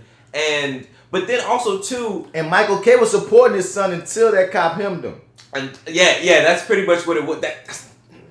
That's the only thing they had on. Otherwise, there's nothing. They have nothing. Yeah. They have absolutely nothing. But we also have that scene when he actually gets away. Because the thing is, his homeboy, the thing we don't talk about, his homeboy, when he's in that room, his homeboy gets caught. Mm-hmm. And his homeboy gives him his name. Talking about Tron. Tron, yeah. Yeah, Tron wasn't wrapped up in none of that shit. Yeah, Tron actually, luckily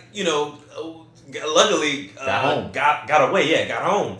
And he's telling his dad about the situation, and of course we see the other thing playing out at the simultaneously, him giving his name up. So then the cops show up, and they're like, "Yo, we want your clothes and shit." You know what I'm saying? And the cops will always play on that power, which is so frustrating if you give in the context of history. As a black man, we know what they do to us, and that's also so all just permeating off of Michael K. While he's watching his son get emasculated, he's also getting emasculated in that same scene because he wants to just rise up and whoop all the asses. But under the context of America and a black man here, he does anything. He can be murdered in that room. That's it. Him and his kid. Mm-hmm. And that tension is there. With it. He already knows. And he knows. Mm-hmm. He knows the deal. So that tension is palpable as hell, son. Through all these scenes, dog. That's why it's just a freaking exhausting affair in a good way, though, because it can be. I don't know how to explain a movie like this. I appreciate the movie. Yeah. I'm not saying I like, but it's just. I didn't want to rewatch it, but I was like, for the conversation, I think it just had to be done.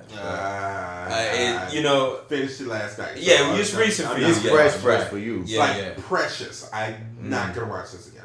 Oh and yeah, it's not a thing of there's a lack of skill here. It's a lack. It's amazing skill. But the way my mental health is set up, no. Mm-hmm. I don't feel like if I watch this whole this whole series again, I'm going to be crying for 2 days, and I don't feel like doing it. The amount of lies, the amount of lies and things that they put together. Apart, man. This is a fucking like the house that Jack built. These motherfuckers, like, they can't keep their goddamn stories straight, and none of it. Like, we even got one of the officers saying, like, they can't be here raping the woman if they're, robbing people. I thought that black officer was gonna have more to do with stuff. He had shit. Because he had like full on close-ups a lot. Yeah, so I'm like, so is he gonna hit the stand? Is he gonna be a witness? Because he sees fuckery happening. This might be. You're right. Normally, I feel like, but I guess her point for him was to show, the compliance that we have within the system in the blue.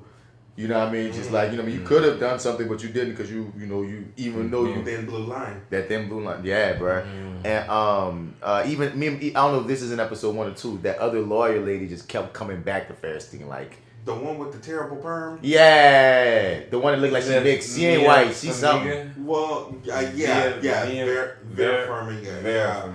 Yeah, but like I understood why. I mean, in the 80s and 90s, for some strange reason, white women like curly perms. Yeah. The prosecution. It's like prosecutors like curly perms. Can that be the name of the show? We don't name Reviewing Dat. Oh. Yeah. Put it in quotes in the description. Prosecutors like curly perms. So she kept coming back being like, this shit ain't working. What are you talking about? And that made her one of those villains like on Black Klansman. How much they had that likable KKK member. Y'all remember talking about Black Klansman? That one that was just like very polite and pleasant, but he was a KKK member. Mm-hmm. You know what I mean? It was one of those situations where I'm like, dude, I know you the enemy, dog, but you're kind of likable. Like, we're trying to blow up niggas. I think we can have a beer together. Her through line was because they even brought Pacey with Joshua Jackson, Marty SuperHeroShopTalk. When does he pop up? That's episode 2. But like when they had their report, you could see that, you even see that you guys are lying on these kids. You even are getting guilty. We even seeing your character like realize this. But at the end of the day, and what's wild? End of the day, she still put them kids in fucking jail. Yes. What's wild is even when she is pushed to it even when she's confronted with it, the phrase and she didn't say it in too many words, but it was, "And be guilty of something." Right. And to this day, that whole basket of lies op-ed that she did for the Post sounds like gotta be guilty of something. And the implied second sentence is because they're black. Yeah. That's the other sentence. You feel me? They gotta be guilty of something. So they served their time for whatever they were guilty of. I'm like, you destroyed 5 lives. Literally. And tomorrow we talk about episode 3, dog. That's the emotion of that. But still in these first episodes, man. Anything else y'all want to talk? I do want to ask Marty something. Oh wow. Now, last week on our show, you were speaking of the franticness of Jarrell Jerome's performance, I think in the second episode. Was it the second one or was it this one? I thought it was this. Bit of both. Right, yeah, okay. And so now looking what at is the that verdict? Personally, I think that's a choice. I think it's a choice. I think it's an absolute Watch choice. it the second time, Watch it the second time, I got that. I've never seen Kid in nothing else, but because the whole time I was watching him, he felt a little extra to me. And that made me feel like, okay, I feel like this must be how that guy is. Now, I never went to go look up how Corey Wise is. Kerry Wise, whichever one is his Corey name. Wise. Because they're both. Because like one of them, Antron got his name changed. And like if you look up Corey Wise, they also got a Kerry Wise. And they kind of look the same. No, they refer to Corey as both. I don't know if he had a name change at some point. A lot of them did change their name. I think Antron. Antron, they said the movie like did. Antron Brown. But I know Corey did too. Wouldn't you? I hear you. But it made me want to see him as young. Because even in that tape when he's recording, because like you say, we didn't get into this about, because we talking about the first 4, but the first 4 getting hacked up, and Corey is just like the last piece of their puzzle, because he's just out there trying to support his friend. If you talk about real nigga situation, and dude, he don't even know his friend gone, dog, but they then got up these lies on these boys, these forced fake ass confessions, and through all of this, they still don't have a good story. So then they need to coerce Corey to be the nigga that actually fucked the woman, because they can't get none of these kids is in their stories to be like, yeah, I penetrated. So then they catch Corey just freaking sleeping on the side, bring him in there, whoop his motherfucking ass, and then force him to get on tape saying, I did the rape. And that was everything about it was so hard to watch, dog. Yeah. And on top of it, like I said, he just had these little choices that he would make, this franticness, these little ticks that he had as his character. Doe-eyed look, and like I said, it had to be a choice, and I think he did his thing. The age of 16 to I'm assuming mid-20s, like mid-20s, early 30s. He served like 11 to 15 or something like that. You have to show that progression, and depending on how their schedule was, you may be playing 16 one day, then 45 the next. Hopefully, Ava didn't do that to that boy. Yeah, I think specifically, I would hope that at least whether you went old to young or young to old, you kept it on some kind of progression. Yeah, you feel me? I'll be pissed off if like I'm working on 16 one day, then I'm in the jail cell going crazy the next day. All the same day. Yeah. All the same day. We're gonna need you to shave and then grow it back the next day. You heard me? Okay. We're gonna need you to do that for us. One minute you sitting up here at Kennedy's Fried Chicken, next thing you know you butt naked with a chia pet. Now I will say this though, like it was a choice, but it's a choice that I guess you get to make when you have a director that trusts you like that, because some of his choices, dog, if he would have made that in certain auditions, people would be saying he being too big. Yeah. He had some big choices he was doing. I dug it. I come from theater though. But I saw he was pretty big a few times. You hear me? And I was like, wow, that like she trusting him here. So the dope thing about it was my final memory of it was where he ended up, right? So when I went back to do the rewatch, kind of like being refreshed on where he came from, I was like, oh, the intentionality. Yeah, that was a choice. Especially when you see he's the only one that played that character from start to finish. Yeah. So he definitely had to. No, I couldn't see it the first time. I couldn't quite see it the first time, but it was a little clear the second time. So Emmy something for this would be Emmy talks these people would be getting, right? Yes, this would be because Emmy talks. It would fall under Globe limited too, series or television movie. Golden Globe? Well, no, they wouldn't get a Golden Globe until January. But he said nominations. Yeah, definitely. Nominations is coming up in about a month. No, I was just asking because this limited series, but these are a bunch of mini movies. Like, you know what I mean? This is a fucking movie. So you could say Oscar too, but not Oscar because it was released as limited series. Yeah, it was, and they keep on saying limited series. But that's good. That's an easier fight for them. 13th win a Oscar, right? 13th did win an Oscar. Okay, yeah. It's always weird when it comes to Netflix. Yeah. You be nominated for Oscars and you will also be because Roma won a whole shit ton of Oscars. But you can also be nominated for. I guess that's the way they can push it because they can't. If I know correctly, they cannot be nominated for TV movie because Netflix also falls under movies. So it gets weird. Okay. So like I said, this would fall under the category of limited series TV movie. Now, can we speak about Anna-Joy Ellis, that's her name, playing Yusuf Salam's mother? First of all, the casting, once again, I've seen pictures of Yusuf Salam's mother. I mean, it's pretty close. Yeah. Oh yeah. Even down to like the braid bob. It's oh wow. Close. Okay. And she catches her son right before they about to have him sign over it. Like they all had these different situations will come to play later. But dude, again, all the moms. Yeah, that moment where they just sort of have an unspoken thing, like she knows, and he's saying it with his eyes, like it's just. I'm glad she got Fairstein together in that scene. She was like, because she said the shit of the thing. He's a child. Yeah. He's a children. How dare you? How fucking dare you? Like, dude, she oof. Like he's not waving shit. And you know what, son? I think it's a choice by Miss Ava DuVernay to make Fairstein the supervillain. Like, yeah. You know what I mean? Because she could have given her more whatever. More depth. Yeah, to be less villainy. Yeah. And to me, I still read it as that because, like I said earlier, The way she ran for the victim, that was that character. It's like Cersei and her kids. That was that character saving grace of my deal is beyond a shadow of a doubt, victims don't get hurt. That was a great monologue they gave her, dog, about how victims don't get hurt, victims get swept under the rug, and these niggas ain't about to silence another fucking victim in my view. And then in the same breath, they have her going, yeah. Yeah, that's fine. You know what I'm saying? No, that's fine. Yes. Hey, that's fine. But I'm just saying, my only point to that is Ava gave her enough. Right. Ava gave her enough. She doesn't know. All right. Give her motivation. You know what I'm saying? I'm just saying, because if this movie would have been told by another freaking director, another freaking writer, and nobody wants to this would have been a different thing. Yeah, true.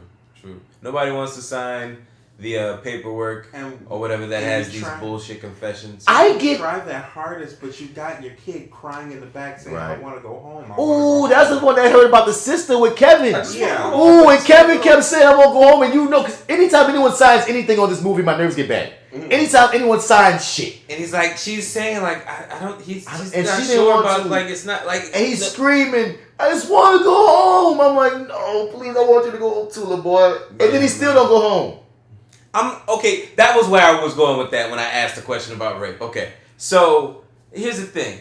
I thought that rape may be a new idea because if any of you all are admitting, or maybe just the knowledge, the law knowledge wasn't as wide as it is now. You couldn't look anything up at this point. Maybe there weren't as many, go ahead and answer your own questions. Go ahead and answer your own questions, Marty. Okay, yeah, okay, that's what it is. Keep answering your own questions. It's just like, because I'm like, how does anybody think that 14, they could 15, 15, yeah, but okay, 14, so all the parents though, time out though, all the parents are signing papers. No, some of them know that it says that they were there for this. John Leguizamo just now was in the room, heard his son tell the story about how he was there and didn't do anything before rape. He came late as fuck and he already saw the setup. But he knows what he's signing though. But he thinks his kid's gonna go home. But he thinking he has no other choice. Cause that's the thing. That's the thing that gotta be known about John Leguizamo character, dog. He didn't have the literacy, but he got the same. Like they gave him the same look they gave Michael K. Like, say nigga, say whatever. And Michael K. Okay, bro, you think your kid's going home after he admits to that? I don't think Michael K. thought his kid was going home that day. I felt he thought he was helping his kid out for getting out of this in the future. You reach a plea deal, you know what I mean? You admit guilt, I can get you out of this versus the more you say innocent, the more we gonna ride you to be guilty. You know what I mean? So if you say guilty now, then they'll give you deals. That's what Michael K. was on. I feel like John Leguizamo was on, I just got here late. My kid already been doing all this shit. I'm gonna just ride the wave. They want me to sign this shit. If I don't sign it, it's gonna be worse. They really played on the fear and like the ignorance. They really played on fear and ignorance here, dog. Yeah. Truthfully, and that's more of the tragedy. That's what makes you more frustrated watching it back. Like, damn, this how niggas is getting got, and it was getting you like that, bro. Not knowing, my God. Even, but that was heartbreaking. I'm doing a whole notion of Fairstein being a supervillain. Even the way they're lighting her, she's in this weird, like, dark shroud. Yes. You see, the prosecutor with the curly lady, full face. It's completely lit. You cut back to her. Her face is shrouded. Her face is dark. Dude, I feel like she unapologetically made that lady supervillain, and yes, and I'm with it. Do it. If you're going to do it, do it. Damn, this is all in part 1. In part 1, they're giving their confessions on tape. And if you have any kind of real fucking discernment or frame of mind, you can see these kids fucking don't know what the fuck they talking about. Yeah. Even on the tapes. I made me want to see the real tapes. If I ever get a chance to see the real tapes, dog, the jury was shown these tapes, and the point of them showing these tapes, I don't know. You know, I don't know how accurate that is. But it seems like the argument though was, never mind. I never seen the real tapes. And watching them have to say that, we need that lad, we need Corey Wise to be the one, the dick basically, and the way that Jerome plays that whole confession. I'm the one who. It's my first rape, and it's like.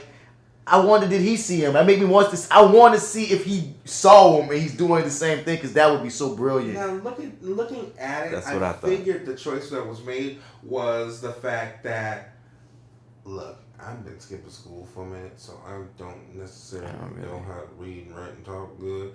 So I'm going to throw as many words at you as humanly possible to fake the fact that I may be intelligent. Because like I said, you're trying to be articulate with it, because the more you're articulate, the more that I explain this, the quicker I'll be able to go home. Oh no, that's the character. I'm talking about just the actor making those choices to make you feel that as the audience member. Like, I just think it makes me want to see if that's how Corey did it for real, and then if Jerome did that too, because I feel like that would answer all those questions for me. But because from what I understand, all of them had very close contact with the actual people. So much so that Jerome sat there, spoke to the guy, he burst into tears on him, and Corey actually bought him a pair of shoes. Whoa! So he was around him like that. So I'm gonna feel like his choices were informed then. So yeah. We need some awards. We even got this scene that was with Niecy Nash when she's trying to come get her son right before they fuck over Corey, and of course the media is already on frenzy, and they don't treat these people like people. And they treat them like stories. Yeah. Also, here's also another thing. We're at the late 80s, early 90s, when the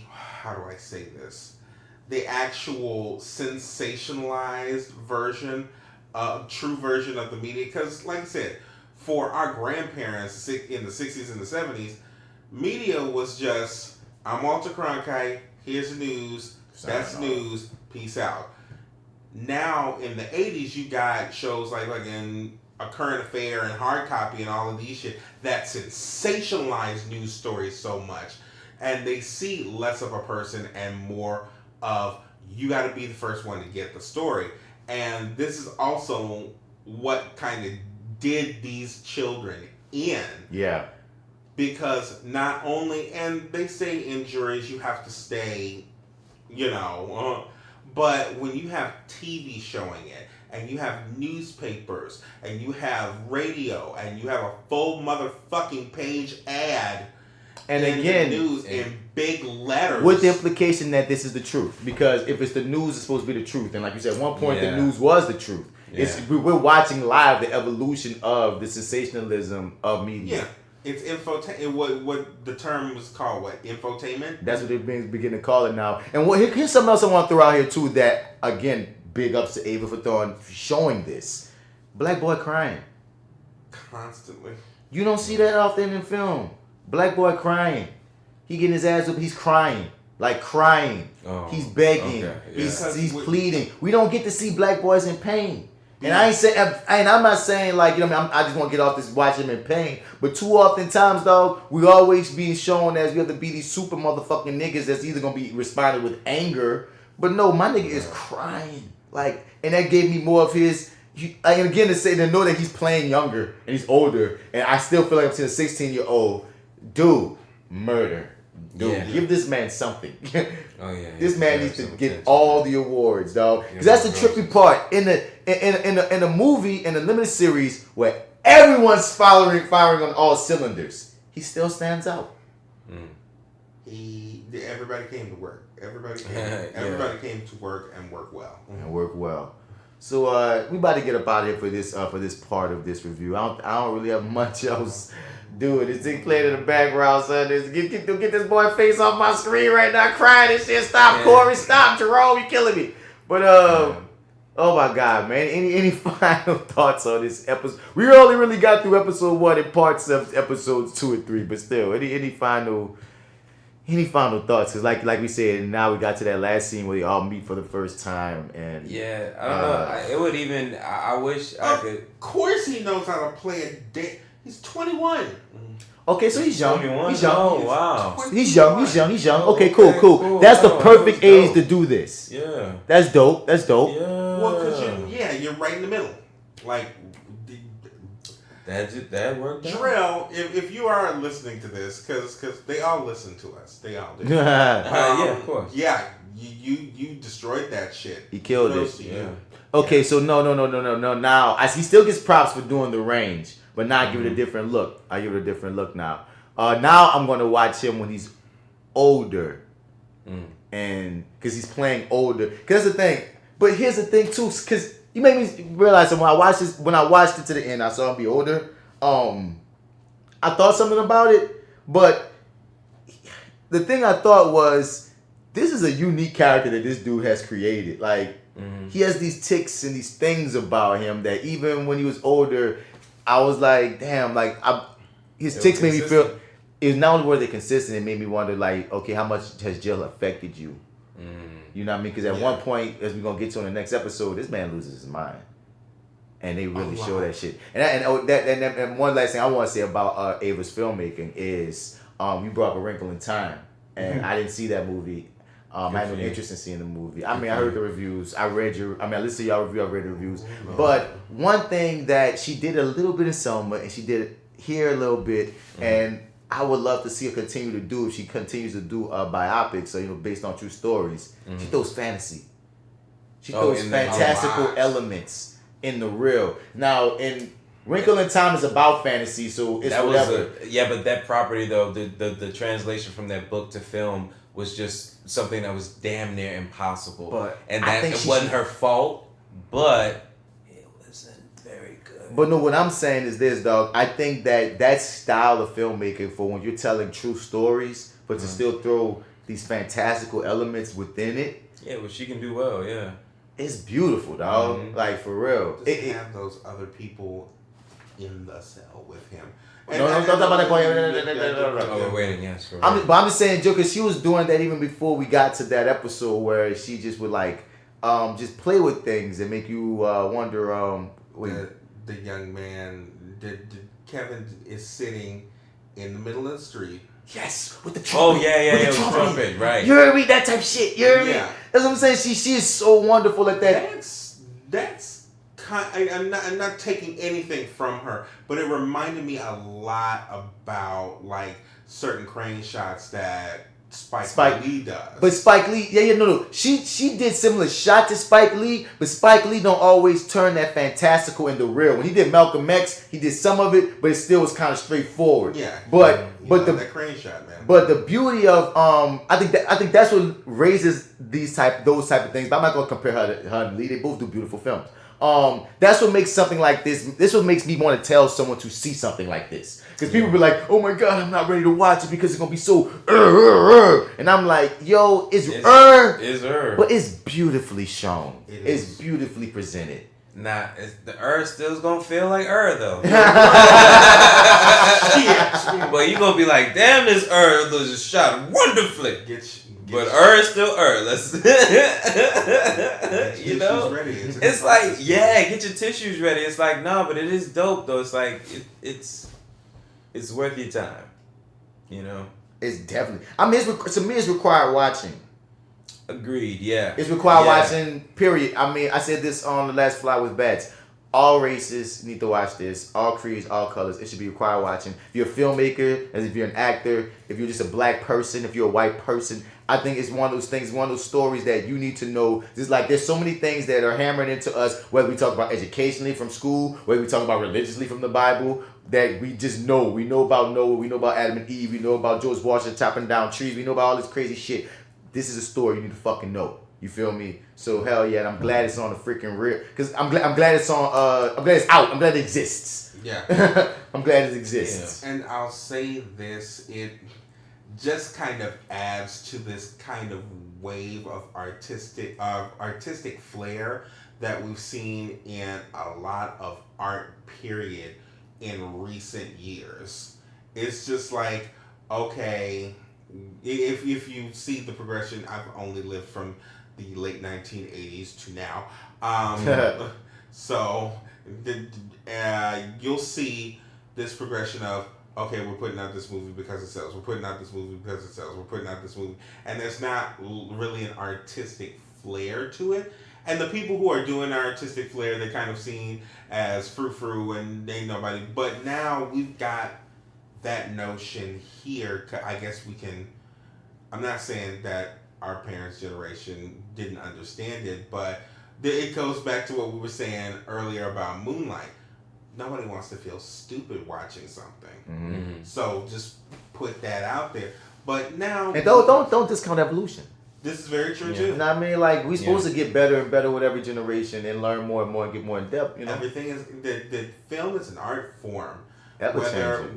Whether you want to bastardize it or not, or make it as artistic as you want to, it is still an art form. And I think we are... It's being truly respected as an art form now than it has in previous years.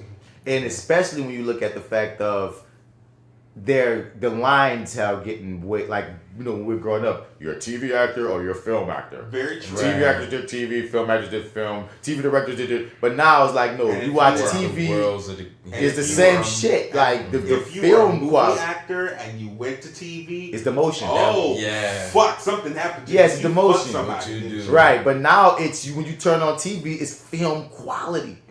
It's all the same now. Just depending upon where you're gonna get your freaking your entertainment from at this TV's point. got really good. Damn good. Of the last few years. The last decade or two, son. If we think like when you really look at premium programming from HBO and Cinemax when we was young, it was premium. But those shows that would have been on only HBO and Cinemax is on AMC now. FX. You know what I mean? It's on FX now. Yeah. You know what I mean? They just out they on Netflix just existing. I'm happy without you fuckers. Yeah, we don't need your system. I have no strings on me. But y'all, we're gonna close out for this episode. Like I said, we're gonna get into more in depth on episodes 3 and 4 tomorrow on the next joint. Get your tissues ready. Yeah, man. And for the podcast. And possibly by then I might have seen that Black Mirror episode that they're trying so hard to not spoil me about. Yo, straight up, if you see Striking Vipers, we must talk about that first. There's no way that I'm not about to watch a motherfucking episode that has 2 niggas from New Orleans. True. Black actors. True. Come on, son. It's like I'm almost required to watch this. Like it is the perfect blend of DC and Marvel. One, I feel like it's lightweight spoiling, and 2, I almost thought you about to say DC and Martin. I was like, oh shit, they remind y'all of me and DC. I'm about to watch this bitch now. But yeah, it's that actor guy. All right, yeah. See, I'm gonna get y'all stop talking, y'all fuckers. This is that actor guy, Mr. Bass, man. Hit us up at reviewingdat@gmail.com. You refer it, we review it, man. We love the recommendations. We love the referrals. I think we're finally caught up. Yeah, I caught up finally. Yep. Peanut threatened us with a freaking musical that I'm betting any money's gonna be Sweeney Todd, but he still hasn't. Okay, cool. He still hasn't written in. I feel like it's don't gonna do be or Rent. I just feel like knowing my dog, if he gonna tell us to watch a musical, it's gonna be something that's gonna have a little edge to it. Cool. I just don't know. But is AIDS considered edge? Oh my everybody God! has AIDS. Dun, dun, dun, dun, dun. AIDS. Dun, dun, dun, dun, AIDS.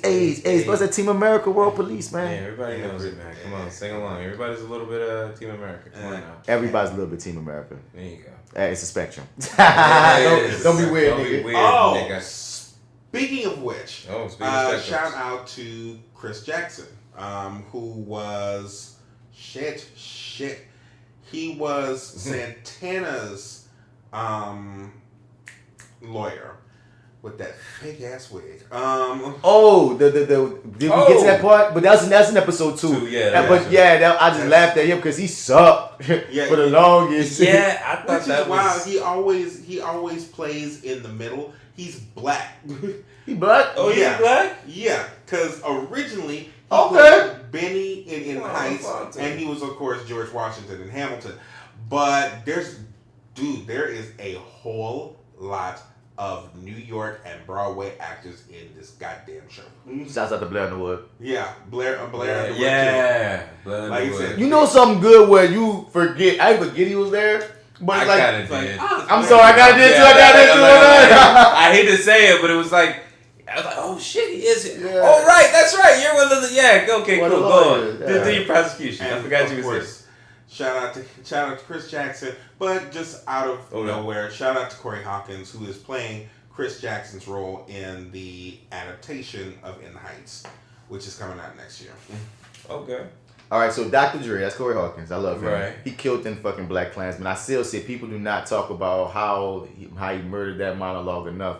But I love the way that monologue was just shot. Yeah, I know. But everything. Black excellence everywhere. That whole thing, dude. But I tell you, that's felt like an Afro Sheen commercial. But let me be clear. Right so who is he playing? Who is he playing? He's playing Benny in and of course he the Christopher Jackson, who is in this show, he played Benny originally in 2008 on Broadway. That was Lin-Manuel Miranda's first show. So In the Heights is a play.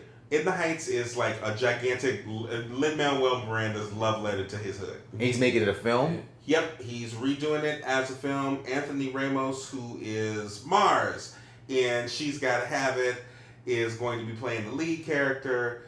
Corey Hawkins is Benny.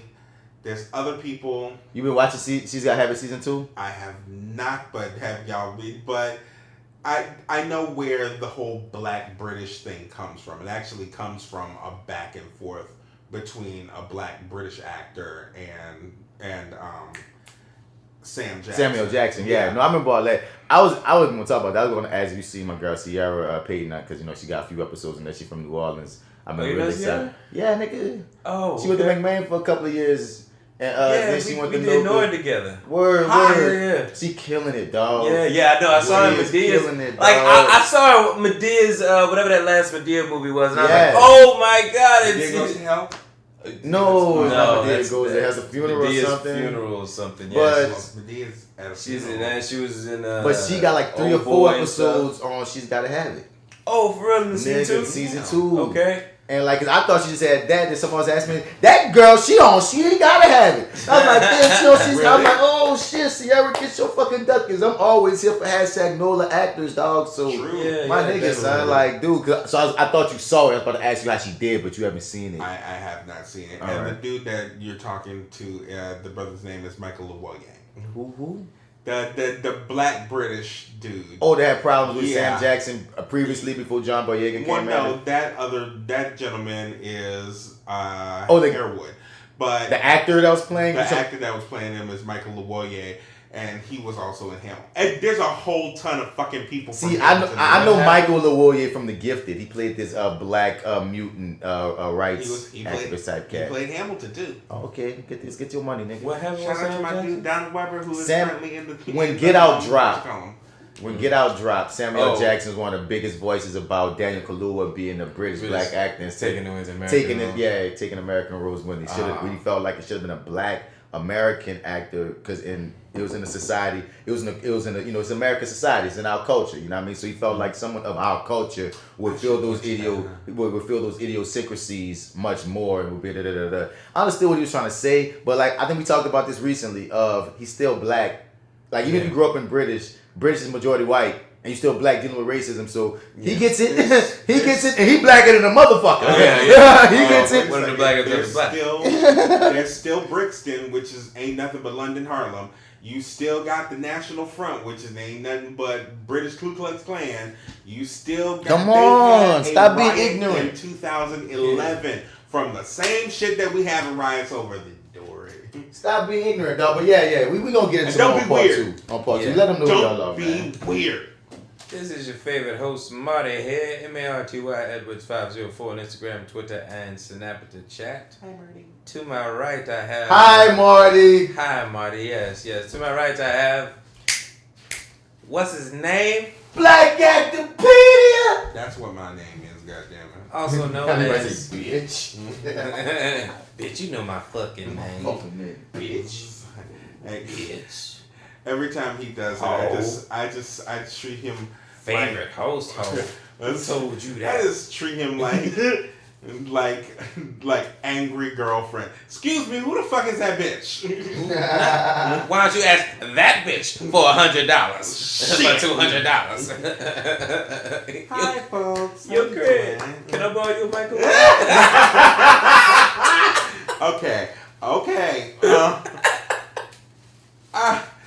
Ask that bitch for $200. Okay. I gotta get to it. Sorry. You can find me. If you're out in the streets and you're looking for heat. No, don't do it. Don't do it. They can't make fun of us. He had Elmer Joe moment. Arrogant Observer's rants. He is not. And that like the cat is not sober. You can find me on Twitter, Instagram, and Tumblr. I am Soulboy30. Check me out on Snapchat if you still have that shit. Porn stars do.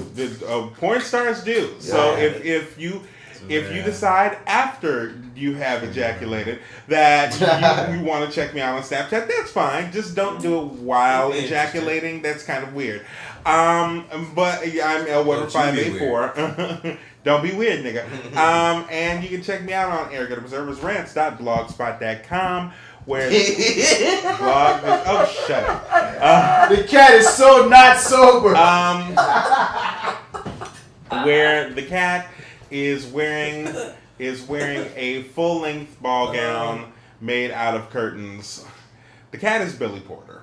The cat is Billy Porter. Yeah. Billy Porter knows how to ride. I can't say that the cat is me because a lot of that stuff Billy Porter wears looks very uncomfortable. The shit looks good, don't get me wrong, but it looks very uncomfortable. Fair enough. I think that's all we got to say. That's all we got. That's all we got. Till next round. Deuces.